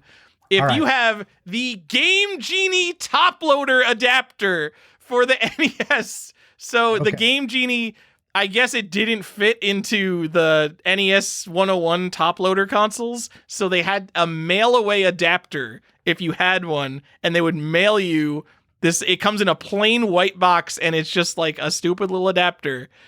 And these things go for like $300 to $500, I think. Probably maybe more complete in box, because they are so rare and stupid. If you found one of these and you were getting ready for a flea market, you would absolutely throw this out. It's such a piece of garbage. But man, these are cool. I mean, it is a thing. Are these cool? It's a thing that exists. No one has them. I don't have one. No, Who's got this? It does exist. It's a thing that, look, I think if you are like an ultimate NES guy and if you've gone all the way down the road, if you thinking I need to own a box Game Genie, then you might as well get this too. Oh wow, there's a bunch on eBay. I think there's like five loose ones on eBay in the $400 range, and then there's a complete one for $1,000. Go get that complete one. Fuck the loose ones. You don't want a stupid loose adapter clicking, like a loose adapter knocking around your collection. But this complete one in the plain white box, and only you're gonna know what's in that box. Oh, that's fucking awesome, dude. I'm adding that one to my watch list. $1,000, $994 with coupon code. The Game Genie, it's got such an iconic logo too. The guy with the video game enhancer thing between, like, it's so of the era. It's such a cool product, man. All right, Johnny, that's the stuff that might not be in the set. Okay. And then then I have a section for games that basically aren't real. Okay. Johnny, I think everybody is going to be collecting these two games. Nintendo Campus Challenge 1991. Oh, nope. Totally real cartridge that exists. There is one of them, I believe, still that's only known to exist for Nintendo Campus Challenge 1991. And basically it's sold on eBay in 2009 for $20,000 in 2009. Okay. My question to you is this. Because dumb stuff like this, that's like so weirdly specific, has a way of going in today's market. Now, it either is exactly the same price or a little bit less than it was then, or it's like 10 times the price. Which one is this? Okay, well, as the person who is incredible at guessing high-end game prices, yes, I'm going to say Nintendo Campus Challenge 1991 is worth $212,000, Johnny. Okay, so we've got it's a 10x. It has to be. It is so much rarer than Nintendo World Championships. It has to be more. And like, so there's kind of the dichotomy here of, is it a prototype, which is generally worth a lot less than something like Nintendo World Championships? Or is it a competition cartridge that is way rarer than Nintendo World Championships? So which side does it land on? I think it is clearly more expensive than Nintendo World Championships, but not as expensive as Nintendo World Championships Gold, because Nintendo World Championships Gold is just way too iconic. So I'm going to go with $212,000. Okay. That is the accurate market price based on my absolute whims. All right. Also, I would like to point out that for years on this show, I've been telling you that the Nintendo Gold cart is the best cart to own, and we now live in a world where that's true.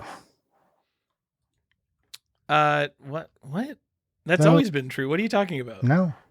You were like, oh, it's cooler. The gray is cooler. Now gold is the coolest. No, I never said that the gray was going to be worth more as a collectible. Obviously, the gold is a better collectible. You did not always say but also, that. No. Okay, so I have completely flipped on that. Because backpedal circus begins. Go ahead. So the gray is cooler in a vacuum, because you're not supposed to have the gray cartridges, and they're the real competition cartridges.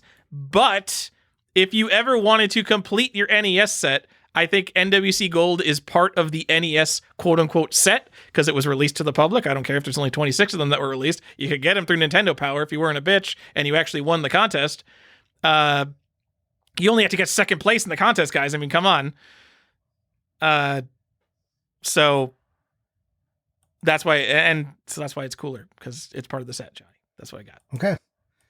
This section has been brought to you by Gatekeeping by Tyler. As you know, it's a typical.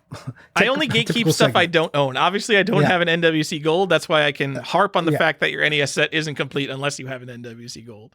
Agreed. All right. What else, Tyler? What else isn't real?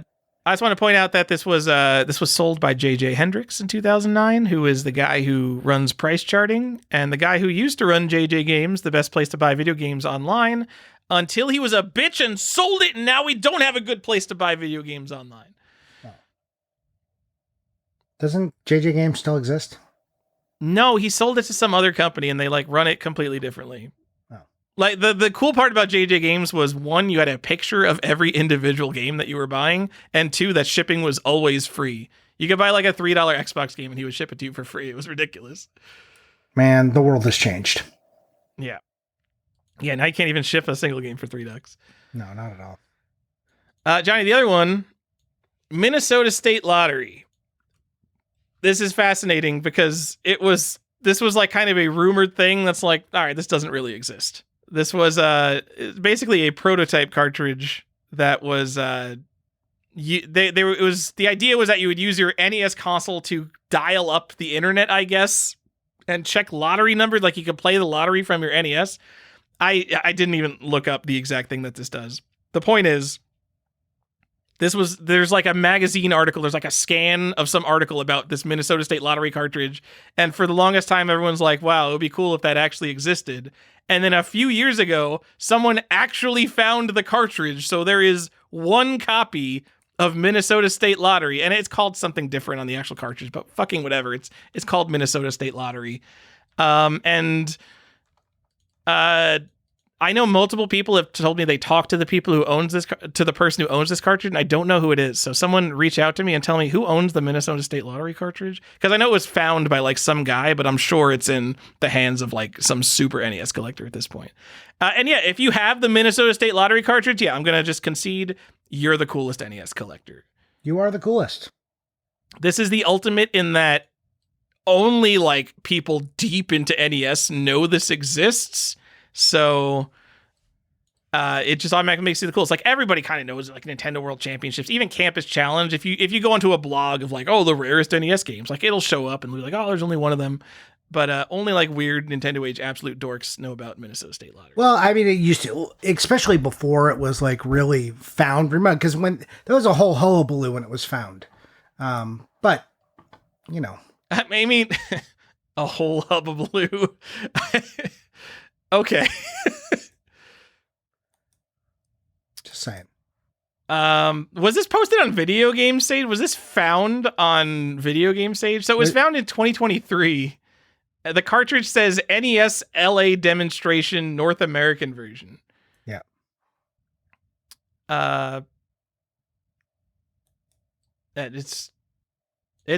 Whew. That makes you the coolest guy. Yeah, that guy definitely doesn't own that cart anymore. Someone gave that guy probably 20 grand for it. Worth it. He did it. Johnny, cool homebrew. All right, I'm not going to go over homebrew. I think we had a homebrew episode. I don't know. You should buy homebrew because guess what? No one collects homebrew because it's not part of the set. Kind of all homebrew is like weird limited releases. Seth Abramson is a guy who got way into homebrew recently just as a fan. And he has this huge article where he has played every homebrew game. I've complained about it before, but it is directionally accurate, the games that he calls the best. But one of the things he harps on is the fact that people get excited about Flintstones 2 and Little Samson when all the actual rarest NES games are homebrew. Because all these games are released in batches of like a couple hundred on Kickstarter. And Little Samson, we know there were probably 10,000 copies of Little Samson released at least. As opposed to this game that has 200 copies on Kickstarter. So I do think homebrew is cool. But the coolest homebrew you can get, Johnny, is probably Garage Cart. And I think this is an actual video game grail. I think it's one of the best things you could own in video games. It's not the NES Christmas carts? Those are in the realm. Okay. That's the next thing we're talking about is 2007, 2008 homebrew. Okay. So Garage Cart came out in 2005, and that is early, so early that it is, I think, the first homebrew NES physical release that was sold on like a forum, and it was probably sold for like $50 to $100, and now they're worth some amount of thousands. I don't know. You see, I'm not super in tune with every single market, especially since I'm not on Facebook anymore, Johnny. It is worth some amount of thousands. There's been one on eBay for $10,000 by it now for a very long time. I'm the guy who predicts high-end NES prices. If a Garage Cart came to market, I think it would be worth $6,000 on Heritage Auctions. Didn't one sell in like the last 4 years on Heritage? I looked. I didn't see it.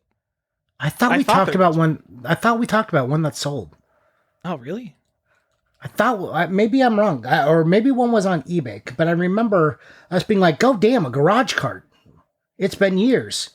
I mean, there is one on eBay. It's just, It's a guy who has like all this great NES homebrew stuff, and he puts like astronomical prices on it. And like, I don't blame him, because it's like, well, if you don't buy it from me, where are you going to get it from? Yeah, true. So, just some notes about Garage Kart. So, it is the first NES physical homebrew release. It is not the first NES homebrew, because like super nerds were making NES homebrew in the late 90s and early 2000s, and some amount of those were put onto prototype cartridges just by like hobbyists who were like, I'm doing weird stuff on the NES over here. I'm going to take apart a cartridge and burn my own ROM and put it onto it. I don't know that there are any of those super early prototypes that actually exist, which still makes Garage Kart the first one. But, you know, the guys from NES Dev can come at me and be like, no, I got a copy of this game from 2001 that I put on a prototype cartridge. I'll believe you. Also, there's some weird things with it being called the first NES homebrew, because, again, companies like Satchin or Thin Chen Enterprises were still making NES games throughout the late 90s and early 2000s. And like, those wouldn't be considered homebrew because they are a company that's doing it, and like, kind of the whole thing with homebrew is that it's hobbyists making it. But there was never really a point where 8-bit NES software stopped being made. This is just kind of like a point where hobbyists started doing it for themselves, and this wasn't really made for profit. And it's a little bit of a weird distinction, because it is still a game that is physically produced in low numbers, but it's kind of like the motivation behind making the game is what makes it interesting. Like, it wasn't made as like a profit motive. Homebrew is a weird category. The lines between regular unlicensed released and homebrew is a little bit wishy-washy. Agreed. And then I also wanted to point out that it isn't even close to the first homebrew console game, which I'm pretty sure, again, some guy in Atari Age is going to come at me and tell me I don't know anything about homebrew. 1993, the 7800 2600 monitor cartridge, I believe, was the first physical homebrew, which was released by Video 61. And this is a very strange thing. So Video 61 is one of these Atari distributors who, if you were going to buy like sealed Atari games or like all the stupid Atari Jaguar stuff, they had them in stock for decades after that stuff was released. I think Video 61 is still around. Like, you could go buy some shitty new old stock Atari games for like $30 probably. And wow. He made, I think, 25 monitor cartridges, they were just like a test cartridge, basically a homebrew test cartridge. But I don't think he ever stopped making them. I think you could probably still go buy a 2600, 7800 monitor cartridge, but it won't be one of those original 25. So, Johnny, what do I do about that? You do nothing. You don't need to own that. Do I need to own that? Like, it is kind of the first homebrew, but it's not like one of the original 25 cartridges. I'm sure, look, there's a guy out there who was making Commodore games in like 1987, and I'm sure he's got a bone to pick with you. See, like that's the thing. Like, the whole point of microcomputers was that anyone can program their own thing and just put it on a disk and sell it. So like, the idea of homebrew, half the rarest Atari games are probably like could be considered homebrew. So I don't know. I think those are all made for profit though, and the motivation matters. Wow, homebrew is so weird. Yeah, it's like you're putting up a bunch of gates that people have to jump through or over to fit your definition. That's weird. Johnny, the early days of homebrew. I think I would consider the early days probably 2007 to 2009-ish. Mm-hmm. And there were so many limited edition releases. And this is so funny. You want to see my Hopping Mad? I've got my Hopping Mad. Hell yeah, I want to see your Hopping Mad. Show me that Sudoku 2007. Yeah, look, I've got this big fat tin right here, Tyler. This, like, they definitely went to Michael's Craft, picked this thing up, and we're like, a Nintendo game will fit in this thing. That is 100% true. A lot of them have like packaging that's like off the shelf kind of stuff. Yeah. Johnny, I think the primary thing that makes something a homebrew rather than an unlicensed game, as if they're really different. They're kind of, one's a subset of the other, but it's that a homebrew was made by a hobbyist, not for a profit motive. And then all of the original NES homebrew releases came with these stupid, overpriced limited editions, which were made for profit motive. Yep. So what the fuck? It's so fucked up that there's so many of these, and some of them were sold just as like an overpriced release, and some of them had auctions on forums where you would just have a thread and you'd be like, I've got 25 of these for sale, and the highest 25 bidders in that thread got the games. Yeah. Well, that bid, or there was just like, I made 50 of them and sign up which number you want. Whoever gets there first gets it. And I love this stuff, John. It's so cool. My Hopping Mad is 2009, by the way. Go get Hopping Mad. I'm number 21 of 100, by the way. My favorite part of these is that this market is so unbelievably niche. And like the guys who are seriously collecting old homebrew, like a lot of them already have a lot of the regular stuff. Like they're looking for like, oh, there's only 3 of this cartridge released, so and so. So sometimes these limited editions will come up and they'll sell for like $80. Like, and I'm saying like as like nothing. And then sometimes they come up and it'll go for like a game no one's ever heard of will go for $1,000. Cool stuff. I don't think this proves this doesn't make you, what was the thing we were saying? This doesn't make you the man or whatever we were saying. Cause I think a lot of this stuff, no one knows what it is. Yeah. It'll make you the man for like 6 people on the NES dev forums, but it won't make you a real one though. I think it's cool. It doesn't make you a real one. That's it. So some versions of Hopping Mad came with a ball. Mine did not come with a ball. Well, you screwed up. I mean, you could probably go figure out what ball it is and just go buy it. Yeah. So, I just want to say that one sold, just not so long ago on eBay. How much do you think a copy of Hopping Mad number 30 of 100 sold for? Was it complete? Yeah. I'm going to say $129. 65. Wow. Damn, dude, games are dead. People don't even want the rarest NES games. There are only 100 of these made, Johnny. Only 100, and it was a limited edition, and it's number 30, like it's in the lower half. Come on. And like some of them are like, I think Dragon Leap is still expensive, which has the sequel, of course, Dragon Feet. But I remember I wanted to get a copy of Dragon Leap, and it was always like $500, and I just never wanted to get it. Yep. What are you gonna do? There's one copy on eBay. It's $325. And in the title, he's like, LE number 30, very rare, limited edition. And he's like, kind of right. Like, Dragon Leap is a kind of rare game. But who the fuck wants it, dude? I don't know. Damn it. Am I thinking of Dragon Feet? Oh, God. I'm getting them mixed up. Because who cares about these games? Oh, yeah, Dragon Feet's the shit. Because Dragon Feet, there's one on eBay for $1,200. Get into homebrew, guys. This is Tyler reminding you to get into homebrew, because then you too could want a game called Dragon Feet and go look at it and find that the only copy available is $1,200. Yeah, I'm signing up right now. I'm putting my eBay save search on. I will one day own Dragon Feet. Hell yeah, man.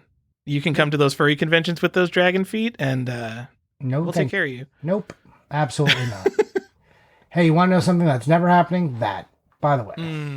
Johnny, there's some whack homebrew I want to talk about. There's a lot of good homebrew. One recommendation, I'm just going to say, go buy Lizard. Lizard is a cool indie game on NES. But I like homebrew that is not like all the other games. The pick-me homebrews. Console Killer, Johnny. This is a series of cartridges from Kevbot. I believe they were all individually assembled, and there's multiple versions of them that got increasingly better over time. I don't think you're ever going to find one of these. I think these are very rare and probably all in serious homebrew collections. But the whole point of this is that you put them into an NES, and it completely kills the NES beyond repair. Oh, okay. It just routes electricity where it's not supposed to go. Perfect. And it got better over time. Like, I think the newer revisions do a better job of like irreversibly damaging the NES. You know, this is a piece of art. You know what I want is to be irreparably damaging my system. Yes. Make sure when you sell that you put "tested" in the title of the eBay auction. I would think that is very funny. This is a personal one that I find funny. There's a game called Cornball Cocksuckers. Whoa! This is a kid's show. this is not a kid's game. Oh. It is based on a Nintendo Age forum thread where like this, I barely remember the thread, but he was like beefing with collectors. And one of the insults he threw out was he called people cornball cocksuckers, which someone latched onto so hard they made an entire video game called that. And about half of this game is a full screen animation of a penis that you jerk off. It's so fucking stupid. It is it's the most explicit NES game. I'm just gonna say there's multiple variants of this, by the way. Oh, thank goodness. Yeah, Super Russian Roulette. This isn't really that interesting, but the idea is that the gameplay involves taking a zapper and pointing it at your own head, which is kind of a unique concept. This was a popular Kickstarter game, and I can't believe how expensive this game is, because we're talking about all these like, oh, this is like one of 100. You're never going to find this game. It's sold for $80. This game, it was a Kickstarter game, so there were a bunch of copies available, and like the ones on eBay are $600 to $1,200. This isn't like one of the obscure, only sold on a forum type thing. There's one in sold for $1,500. How is that even possible? It is quite a lot. All right, another one in sold is $300, which is a lot more reasonable. But I don't know. That's one of them. I don't think the game's that great. It's in a world where like Russian roulette games on Steam, like the horror genre has become an entire genre. I think you could do better than Super Russian Roulette. Also, it's a multiplayer game, so it is kind of cool in that way. Yeah. Johnny, I've always wanted one of these. The Retro USB Retrovision. This is a physical Game Boy. I think it's an actual Game Boy, but someone will just be like, no, Tyler, you're stupid. It's a Game Boy, and it has a cartridge slot in the top where you plug in the actual Game Boy game, and then you shove it in your NES, and it routes the video signals to your TV and takes the NES inputs. So it's a way to literally play Game Boy on your TV. It is not like Super Game Boy. I think it's a literal just Game Boy. It's not like emulating anything through the NES. It's just a Game Boy. That's cool. Okay. And this was on the Retro USB. This came out in 2010. It must have been released in small numbers because it looks like it was probably a pain in the ass to build it. And then I didn't get into like whatever Retro USB was doing until after this was dead. And it had a temporarily unavailable badge on the website for like 15 years. And every year I would come and I would buy the 8-bit Xmas game for that year, and I would look at it and be like, one day this is surely coming back. And it never did. It did not come back. But they sold for $500 or $600. I thought these would be worth more for some reason, because these are such an interesting, I guess you would call it an accessory, but it's such a weird, unique thing. I would spend $500 on one of these. Someone has a Retro USB Retrovision, hit me up. I want one of these. Okay. Let Tyler know. He's got money to spend on you. And then there's a couple of NES cartridges that have MIDI inputs. There's Chip Maestro and MIDI NES, which are just like a way to hook up, like, I don't know, like a MIDI keyboard to your NES. It's just like a weird, unique thing. I think Chip Maestro is open source. You could just go to GitHub and build one yourself. Do it. I like that stuff. I like whack homebrew, Johnny. I know you do, Tyler. And Cornball Cocksuckers is a game where you whack it on your NES in 8-bit, and then I'm not going to spoil the surprise, but there's a release at the end. Amazing. Thank you, Tyler, for not spoiling it. Johnny, weird hardware. This is the last section I have. We're going to collect all the cool... This is all the coolest NES stuff. For Stave, okay, I'm events, ready. Little Samson, forget that shit. Okay. Demo units. Why don't you have a demo unit? Is it because they're big and inconvenient and you'll never use them? Yes. It's not as big and inconvenient as a kiosk, though. You could shove a demo unit under your bed, which I did as a kid. And then I looked at it, and I'm like, wow, I have an NES MED2 demo unit. I am the coolest collector who's ever lived. Okay. I think maybe you don't really need these. I don't think you need those. I know that Pat the NES Punk, like his old videos from like the 2000s and 2010s, like he does harp on the NES M82 as being a cool collectible, and I kind of agree with him. To be clear, the NES M82 it's like a Famicom box. It takes, I think, 12 NES cartridges and has a button where you select between them. And this was specifically a store display, so there's a timer that you set on the back, and you could have it be set to like 2 minutes. And someone will play a game, and then after 2 minutes, the whole console just resets. And then they're like, "Damn it, I was playing that game. Why wouldn't you just let me play that game?" And the reason is because capitalism. You better buy that game, kid. Come on, stop. We're gonna play this game for free. This isn't an arcade.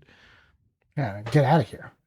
Ridiculous to even think so. Way cooler version of that. So the NES M82, or I guess it's just called the M82, it takes NES cartridges. But the M8 demo unit has the games on ROMs that are put directly onto a board. So it is much thinner and sleeker and way freaking cooler. It's just another demo unit. It does the same thing. You select a game and play it for 2 minutes, and then it resets. Okay. I guess somewhat interestingly, an M82 sold on eBay recently for $5,000, and then I found a sale on Video Game Sage where it was listed for $9,000, and it sold. I don't know what the final sale price was, but I thought these were worth like $2,000 or $3,000, pre-COVID, and I guess they have gone significantly up. I don't like. What are you doing with this? Like, this is such a thing that like, shove it in a closet. Now I have it. Yeah, there's a lot of thousands of dollars for this thing. No, well, what's the rest of our collectibles are also like, what do you do with your complete in box little Samson? Well, I shove it on a shelf and now I have it. Fair enough. Look, we lob criticisms at a lot of things that if someone turned the mirror on us, we would have very little to say. Yeah, it's very true. Johnny, the Sharp game television, the Sharp NES TV, is a thing that people care about. And I've never cared about it, and I don't know why people like this so much. It's a CRT TV that has an NES built in. And people think it's super cool. Yeah, not for me. It's not. So it has unique controllers. It has like black controllers that came with it. Kind of the thing. It's like it's probably like a 20-inch CRT TV. And the big thing with these is that it has fragile plastic feet on each corner.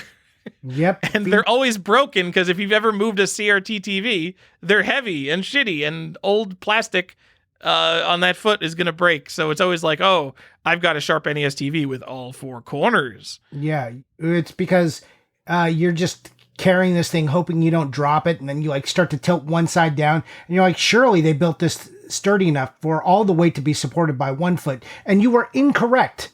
So you have to place that down as if it were coming down off of a crane flat, and all 4 feet at the same time, or you're going to break them. It is that the actual model number is the Sharp 19SV111. So I guess it's a 19-inch TV. Cool. And there's a couple on eBay. This one has no feet, apparently. I guess they're all broken off. And the other one has 1 foot in the front, but the other one is broken off, making it incredibly ugly. You know what? The more we talk about it, I've got 1 foot out the door. Oh, yes. Yeah, perfect. Love it. Yeah. Oh, man. They're listed for like $1,000 to $3,000, and no one's buying them. Man, what are you guys doing? A couple of them sold for $2,000. Okay. All right. I mean, I get it. Like, so I guess I get it, because I like the old Commodore monitors, like the 1801s. But those are lightweight and cheap, so I think it's different. I guess some people like PVMs. Like, I guess I could see someone want. No, I don't get it. I can't even devil's advocate myself into it, Johnny. No, not even a little. You know what? I have those Famicom Disk System like carrying cases for my Famicom that I think are the coolest thing. I understand being into something stupid. I think this is something stupid. It doesn't make you a real one. I'm going to say it. Maybe it makes you a real one, because only the real ones are really going to bother spending $2,000 on a shitty CRT. This does not make you a real one. Get the fuck out of here. You know what makes you a real one? Something our friend SNK 2D Forever has. The NES hands-free controller, baby. How do you feel about that? I feel okay about it. I thought you were going to say the little cart that everyone No, has. fuck the cartridge. We're talking about real shit here. Okay. We're talking about the NES hands-free controller, Look, which that is makes a you look. SNK knows all the variants of that cart and like the other little shit that exists around it. So he's a real one no matter what. But yeah, if you've got that, I'll call you a real one, sure. Because why would you have that unless you were a real one, or it's just like sitting in your garage and like, I guess I got this thing.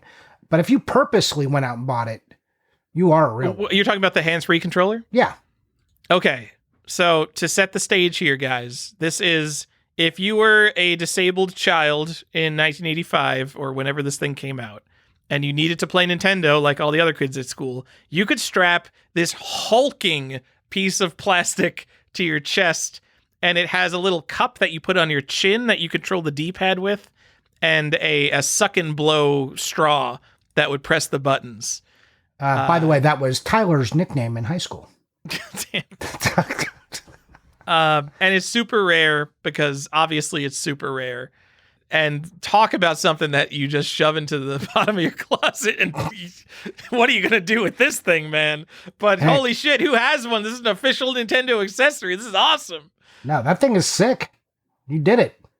Yeah. All right. Well, that's a thing. That makes you a real one. You are a real one. Johnny, I'm saving the best for last. I'm not saving the best for last. Oh. The homework first lock for your NES. The first time I saw this, I probably thought it was a joke. And then for a long time, I thought that you couldn't actually get these. Like this was just like some very obscure little release that like I would never be able to find. This is a lock. You shove it into the cartridge slot of your NES, and it has a 4-digit combination lock. And so your kid can't play Nintendo games because it's physically blocking the cartridge slot. And it's called Homework First. And it looks so cheap and shitty. But you could actually get these. There's one on eBay right now. It's in shit condition, but you could actually get these. You can. $250 for a 1990 sealed Homework First lock. None in sold. This is your only chance to get one. There's 17 watchers. It literally looks like it's been in a house fire or it has serious water damage. But fuck, who has one of these? You've seen it as a meme. It's such a funny meme picture. Yeah, I'm just gonna say if you had one of these as a kid, like if your parents did this to you, you should have this in your collection. Yeah, this is some like terrible parenting type deal. Dude, just unplug the power brick and just take that. Take the controllers. Homework first. Just take the controllers. Or okay, hold on. This is controversial take. This is a childless person going to give you parenting advice. Just parent your kid instead of locking their shit up and treating them like an animal. I like animals. All right. Treat them like animals. They deserve it. This thing has a price tag on it. This was $15.99 in 1990 to lock up an NES with this shitty lock. But Johnny, it makes you a real one. Does make this is going to be the title of this episode. NES items that make you a real one. Yeah. Are you a real one? These 25 items will tell us. That's it, Johnny. I just want to talk about some of the weird NES stuff. All Maybe right. someone will hear something, get excited, and go spend too much money on something that seven other people on the planet will care about. I'm going to tell you guys something that does not make you a real one. Okay, and I know a bunch of you have this laying around your house, and this is not on the episode, Doc Tyler, but you are 100% going to agree with me. If you've got a bunch of organizers, you know those ones that like look like faux scale, and you like lift them up, and it like takes like 10 carts and says Nintendo on the sides like a rectangle.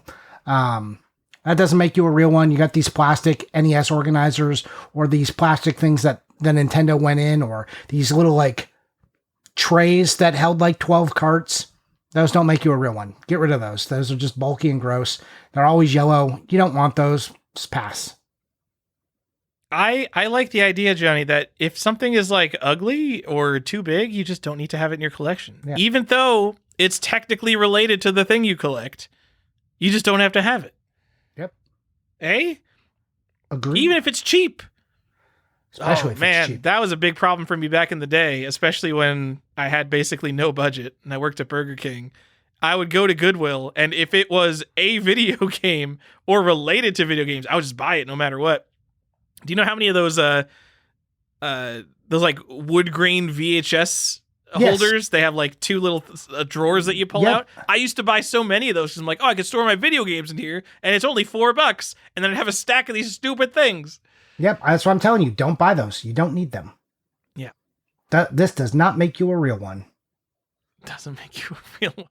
This is our new thing, Johnny. Yeah. All right.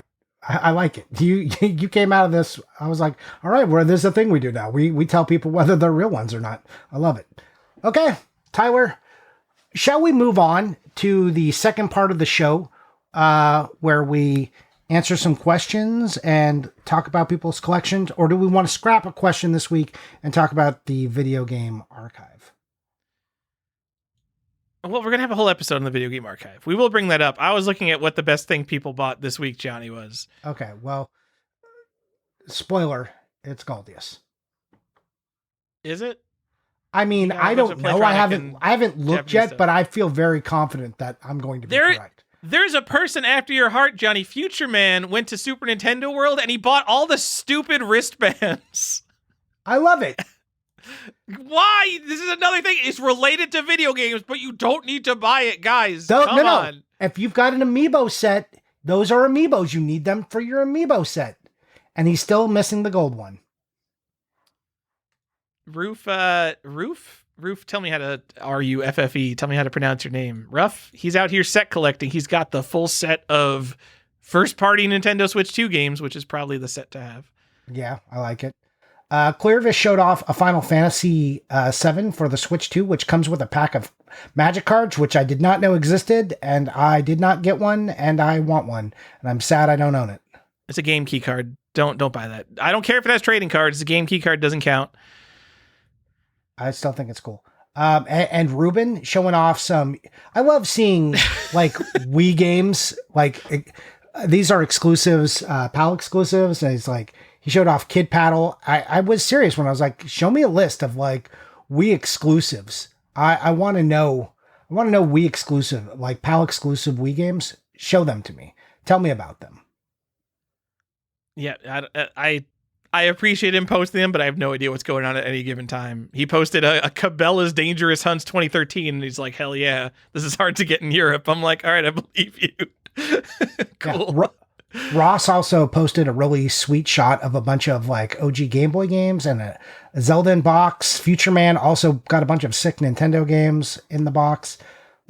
People got a lot of good stuff this round. People are buying some good stuff. All right, Johnny, I'll do one question this week. Okay. I'm also going to shout out Galdius because he showed off his Super Nintendo Entertainment sign with Mario riding the Yoshi. He gets shouted out every week. I know, and he deserves it. Damn it. Because he's a real one. He is a real one.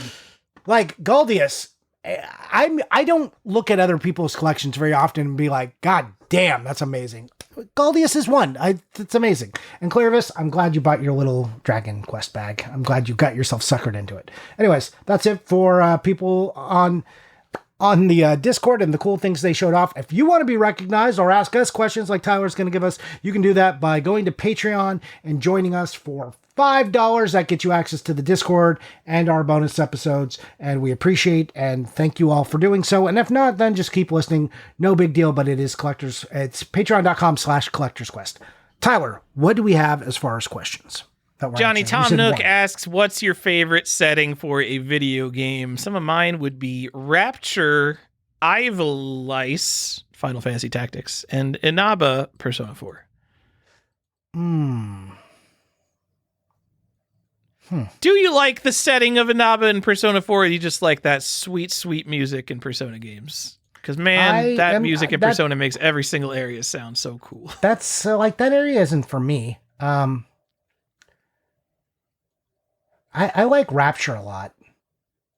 Rapture's a cool setting. I mean, you wouldn't want to live there, though. Like, no. I don't want to live in any... It's cool. Yeah, I guess there's a difference between wanting to live there and it being cool. Yeah. I mean, my favorite is not very exciting. It's probably just Gillinor in RuneScape. It's this very wacky, unhinged, almost Monty Python, half serious kind of fantasy setting. It's pretty delightful. Okay, I'm going to make us answer one more question.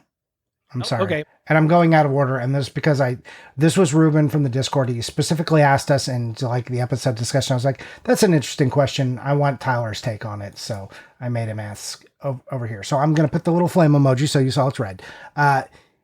Is there any game set you've collected that you waited ages to find that you have never, a game in a set that you waited ages for, but you've never seen again?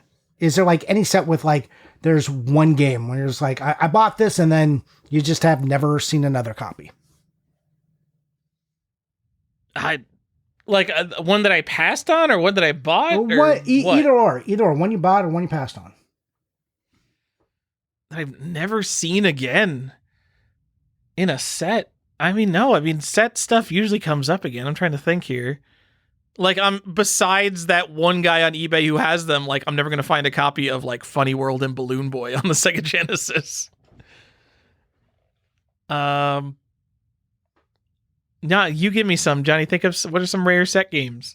Horror House, apparently, for the Bristol. Okay, this is a stupid, you just want to talk about Horror House. You could talk about Horror House. No, I'm not. No, I was going to say, the answer for me here is no. Because a few reasons. We have both been collecting a long time now, a very long time. And things, as we always say, they do come back. Like, even if I passed and even if I missed a price, I've been around long enough that most things I've seen have come around again. It's even stuff I thought I would never see again have come back around. Like Outback Joey's. Like, how many Outback Joey's have we seen? Complete and box Outback Joey's. Not very often, but they do come back around. It happens. It's not like, sometimes it can be 10 years, but I think in general, I don't have a specific thing I want to cite here, but in general, the hobby is of mass produced stuff. So it, like, even when it seems rare or impossible, stuff usually comes back. Like, there are some things that will never come back. Like back in the day, I mean, or it's like, even this stuff will probably come back at some point. Like, remember when they had like the Jim Davis, like Simon Garfield stuff, and I didn't buy one, and I've been upset ever since. I was like, man, I should have bought like a signed Garfield game by Jim Davis. Like that would have been cool. But like, you got to get like real weird stuff that like just won't happen again to find stuff that won't be back. Most stuff at some price, and maybe not at the price you want, but most stuff will be back. Yeah, I definitely agree. We would generally collect mass-produced stuff. It always feels, when you are really actively searching for stuff, and I mean, not only checking Save Search every day, but like you've got the itemalert.com set up for eBay, refreshing every 30 seconds for you. It feels like that something is rarer than it is and it'll never come up again. Because my definition of a rare video game is basically you can't buy it now. So if it's not on eBay, then yeah, it could be rare if it's not actually on eBay. So when it comes up, it's like, oh my God, it's finally here. And then once you buy it, guess what? You're going to casually see another one in like 2 months and be like, God damn it, this game is so rare. And now someone's just going to get to buy it and it's just sitting here and it's going to make you angry because it's like, because now you don't want it anymore because you already got one. And that's always when, I don't know. I end up buying like games again. I'll buy a game that it'll feel like it's the rarest game ever, and then a slightly better one will come up at a lower price, and I'm just like, oh, well, I guess I'm buying another one, and that has happened multiple times. Yeah, we call that the spite buy, Tyler. You've done the spite buy thing. This thing is too cheap. I just spent this much money. I can't. I'm buying it. Just fuck it. No. Like, you just complete negation. Like, no. The fact that someone would be able to get a better copy cheaper than like the suffering I went through to get mine. It's like, no, I'm getting the better copy. I don't care that this game is $800. Yeah, no fucking way. Not on my watch. Not today. Yeah. If you haven't lived that moment, you haven't been collecting long enough. All right. That's our questions. Thanks for the question, Ruben. Tyler. Johnny, we're going to have a whole episode on this eventually. Yep. We're going to have Joe on the show, similar to how Joe was on the Get the Great Games podcast. Johnny, there's something called the Video Game Archive. Oh, I don't know what that is. Tell me about it. I don't know what that is. It's a website. Oh. where it's called an open source video game database.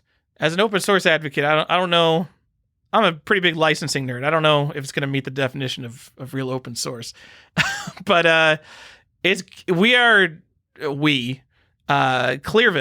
Collector's Quest podcast listener, along with a bunch of other people involved in the video game collecting hobby, are building a website to finally make the public database of video game variants.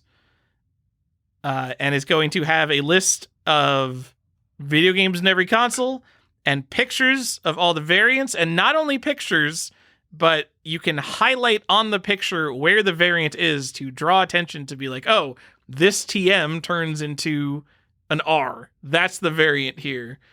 And the idea is that anyone can contribute to it, and it's going to have like a point system to like, so people feel good. They see numbers go up. They want to contribute to it. It's got a whole like 501c nonprofit behind it. So it's like a real thing. This isn't like, the thing is, a lot of these have come up where like one dude is behind it as just like a side project. And I'm not throwing anyone under the bus, but like VGDB, our good friend Nick, has his own website where he has done this, but it's a huge, huge project for one person to do. And it's going to be this collaborative thing where kind of everyone in the hobby hopefully gets together and helps populate this kind of stuff. Yeah, it will be exactly as good as the community wants it to be. And I hate saying the community. You know, I fucking hate when a hobby is like, the community, or someone walks in and is like, the community, I do this for the community. You fucking liars. I hate all of you. Every time someone opens with the community, instant eye roll and disbelief begins in my brain immediately. But this, and I'm saying the community at large, this tool will be as good as people want it to be. So if we want to have real tools and we want to have the best stuff and we want our hobby to be taken a little more seriously and we want to be able to find and know about games, then it will be up to us to do it. And it has always been up to us, but now at least there's an organized platform, and it, like, unlike Nintendo Age, can't be sold out from under you and then taken away from you. So if we want this, it might be a thing where only NES gets in there and that's all anyone cares about. But it'll still then be the best NES resource. But it can be whatever you guys want it to be. Put the effort in. I'll be there. Tyler will be there. We hope you will be there. And they're Get the Great Games on Cheat Code Weekly. Him and Henry, they did a video with Joe where you can see demos of it and what all that means. Johnny, we are in fact, are we directors of the nonprofit? I don't know. We're board members. Board member, whatever we are. Yeah. This is like how when WATA was formed, like a cabal. Yes, like Dan Bronte, he got pulled in as like a board member, and people were talking about like this is it. He was a board member here. He knew everything, and it's just like Corey, a guy I trust who has a lawyer, told me his lawyer read over the paperwork and he's like, yeah, you're basically just signing some of your intellectual property rights away, but it'll be probably fine. And I'm just like, all right, I signed a paper and now I'm a board member. So this is not like, we are not making money from this. No. Like, this is a nonprofit. There is no money to us. There will be time expenditure, and already has been, but there won't be any money. Tyler and I aren't getting rich off of this. So if you hate this or someone does make money off it and you like want to come for our necks, notice that Tyler and I did not make any money. Yeah. So don't blame us when these guys start scamming people and they buy the matte sticker, the matte sticker, the half-sealed Mario that sold for $70,000. If they buy that and start an investment cabal and go on to Pawn Stars, that's not our fault. And I didn't do that. I'm just here to make video game knowledge better. Yeah. If there's a fractional share company that comes out of this, it wasn't us, okay? Oh, that's a good idea, though. We could use the crowdsourced data to find the best fractional share. No, all right. We're going to have a whole episode on this with Joe. Delete it. This is just a teaser. You could go to vgarchive.org. Is that the website? I believe so. And it's currently giving me a Cloudflare error page, which is fantastic. And this episode is going up today. But yeah, you could sign up for when the website opens. It'll be cool. Yeah, they'll have a forum, so we could stop saying go to Video Game Sage, because I know there's people who don't like Facebook. I know there's people who don't like Discord, but there isn't a great video game collecting forum. It's kind of Facebook, I think. Yeah. And I'm hoping people use the forum, because I know some, like, video game sage does have a Nintendo age vibe, and some people are turned off by that vibe. I don't think it's as elitist as people say, but basically, if you haven't been in the club for 10 years, like, everyone feels like they kind of know each other, and you don't know everybody. And I know that feeling. So I'm hoping people come to the forum. I'm hoping so too. And because, again, it's not like the boys hangout. It should be driven for information about the game. So it should be like pretty just like on topic. I want to say most of the time.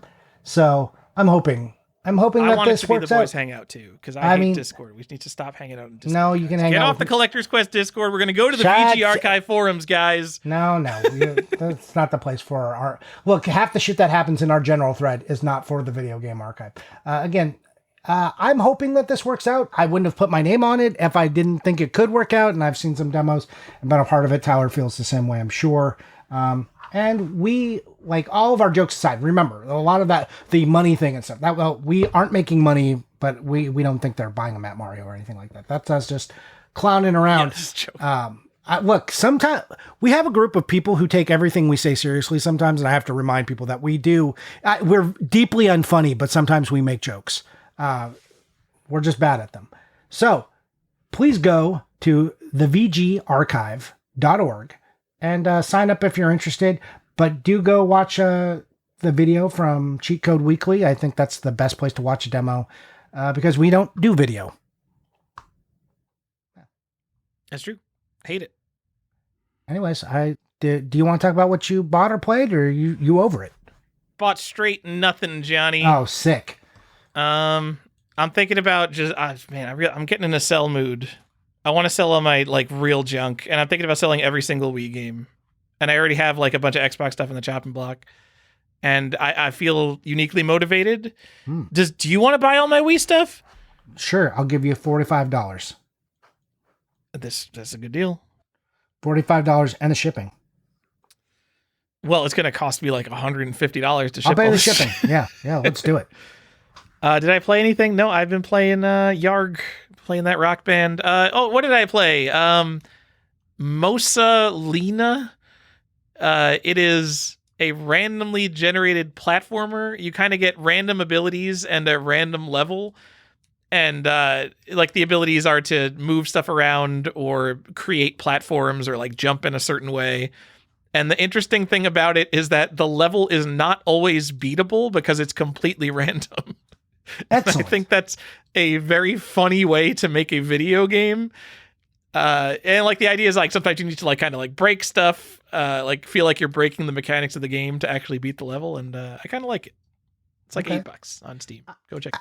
I have a question for you. What's your go-to song on Yarg?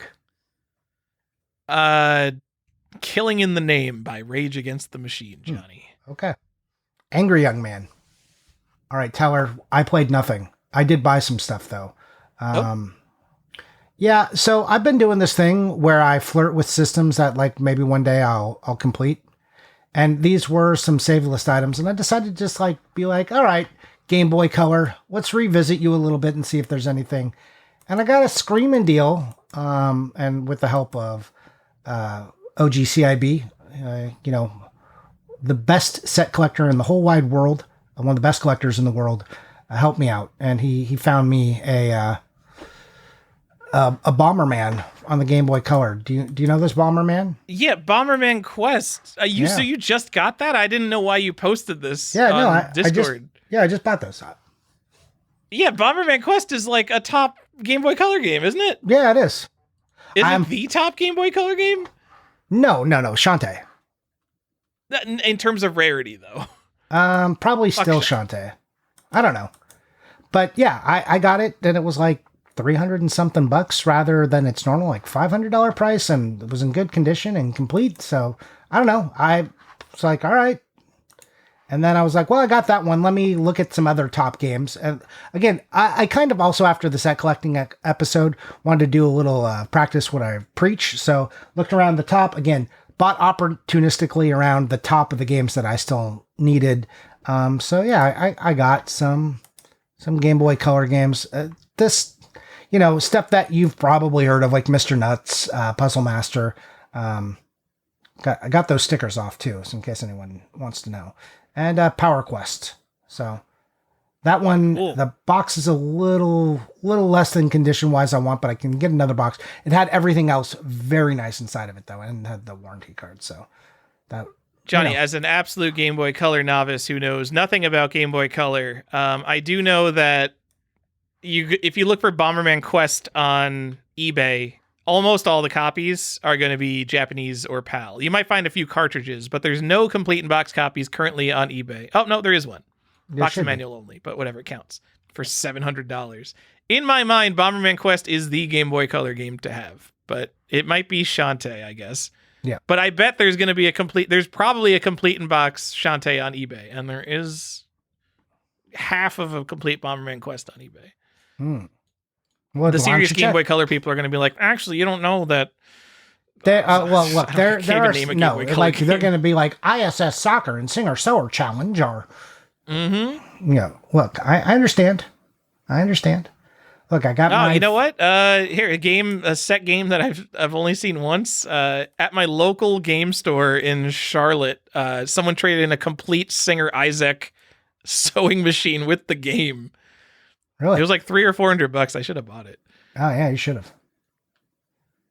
Yeah, that was anyway, that was a hell I've never of a seen deal. one of those again in real life, but they're obviously on the internet. No way. You'll never find it again. Also, like, what are the other like big games? So for people who don't know, it's like Bomberman Quest, Resident Evil Gaiden, Survival Kids, Metal Gear Solid, River King, Windy Every Which Way, Space Marauder, Little Nicky, GTA. See, like, I think. I want the game when I say like, oh, this game. What's the name of this episode? Real ones. Yeah, for games that make you a real one, it's not going to be the games that are popular because, like, expensive because they're good. Like Shantae's and Wendy are there because they're good, uniquely good games for the Game Boy Color, a console with no good games. But like Little Nicky, I'm guessing is not a good game. So No. you're a real one if you have Little Nicky on the Game Boy You are Color. a real one. Then there's like Return of the Ninja, which is like a weird one because what's it called? Limited Run did like a version of that. And you got your Pokemon games, obviously, like your Crystal. Like, Anyways, there's a lot of expensive kind of GBC games. Expensive being over $100. That doesn't seem that expensive in today's world, honestly. Over for, $100. Well, like if Shantae is like $2,000 and like a Pokemon Crystal is like $800 and like Return of the Ninja is like $700. Bomberman Quest $500 to $700 normally. Metal Gear Solid's like $400. Like you have this range of games.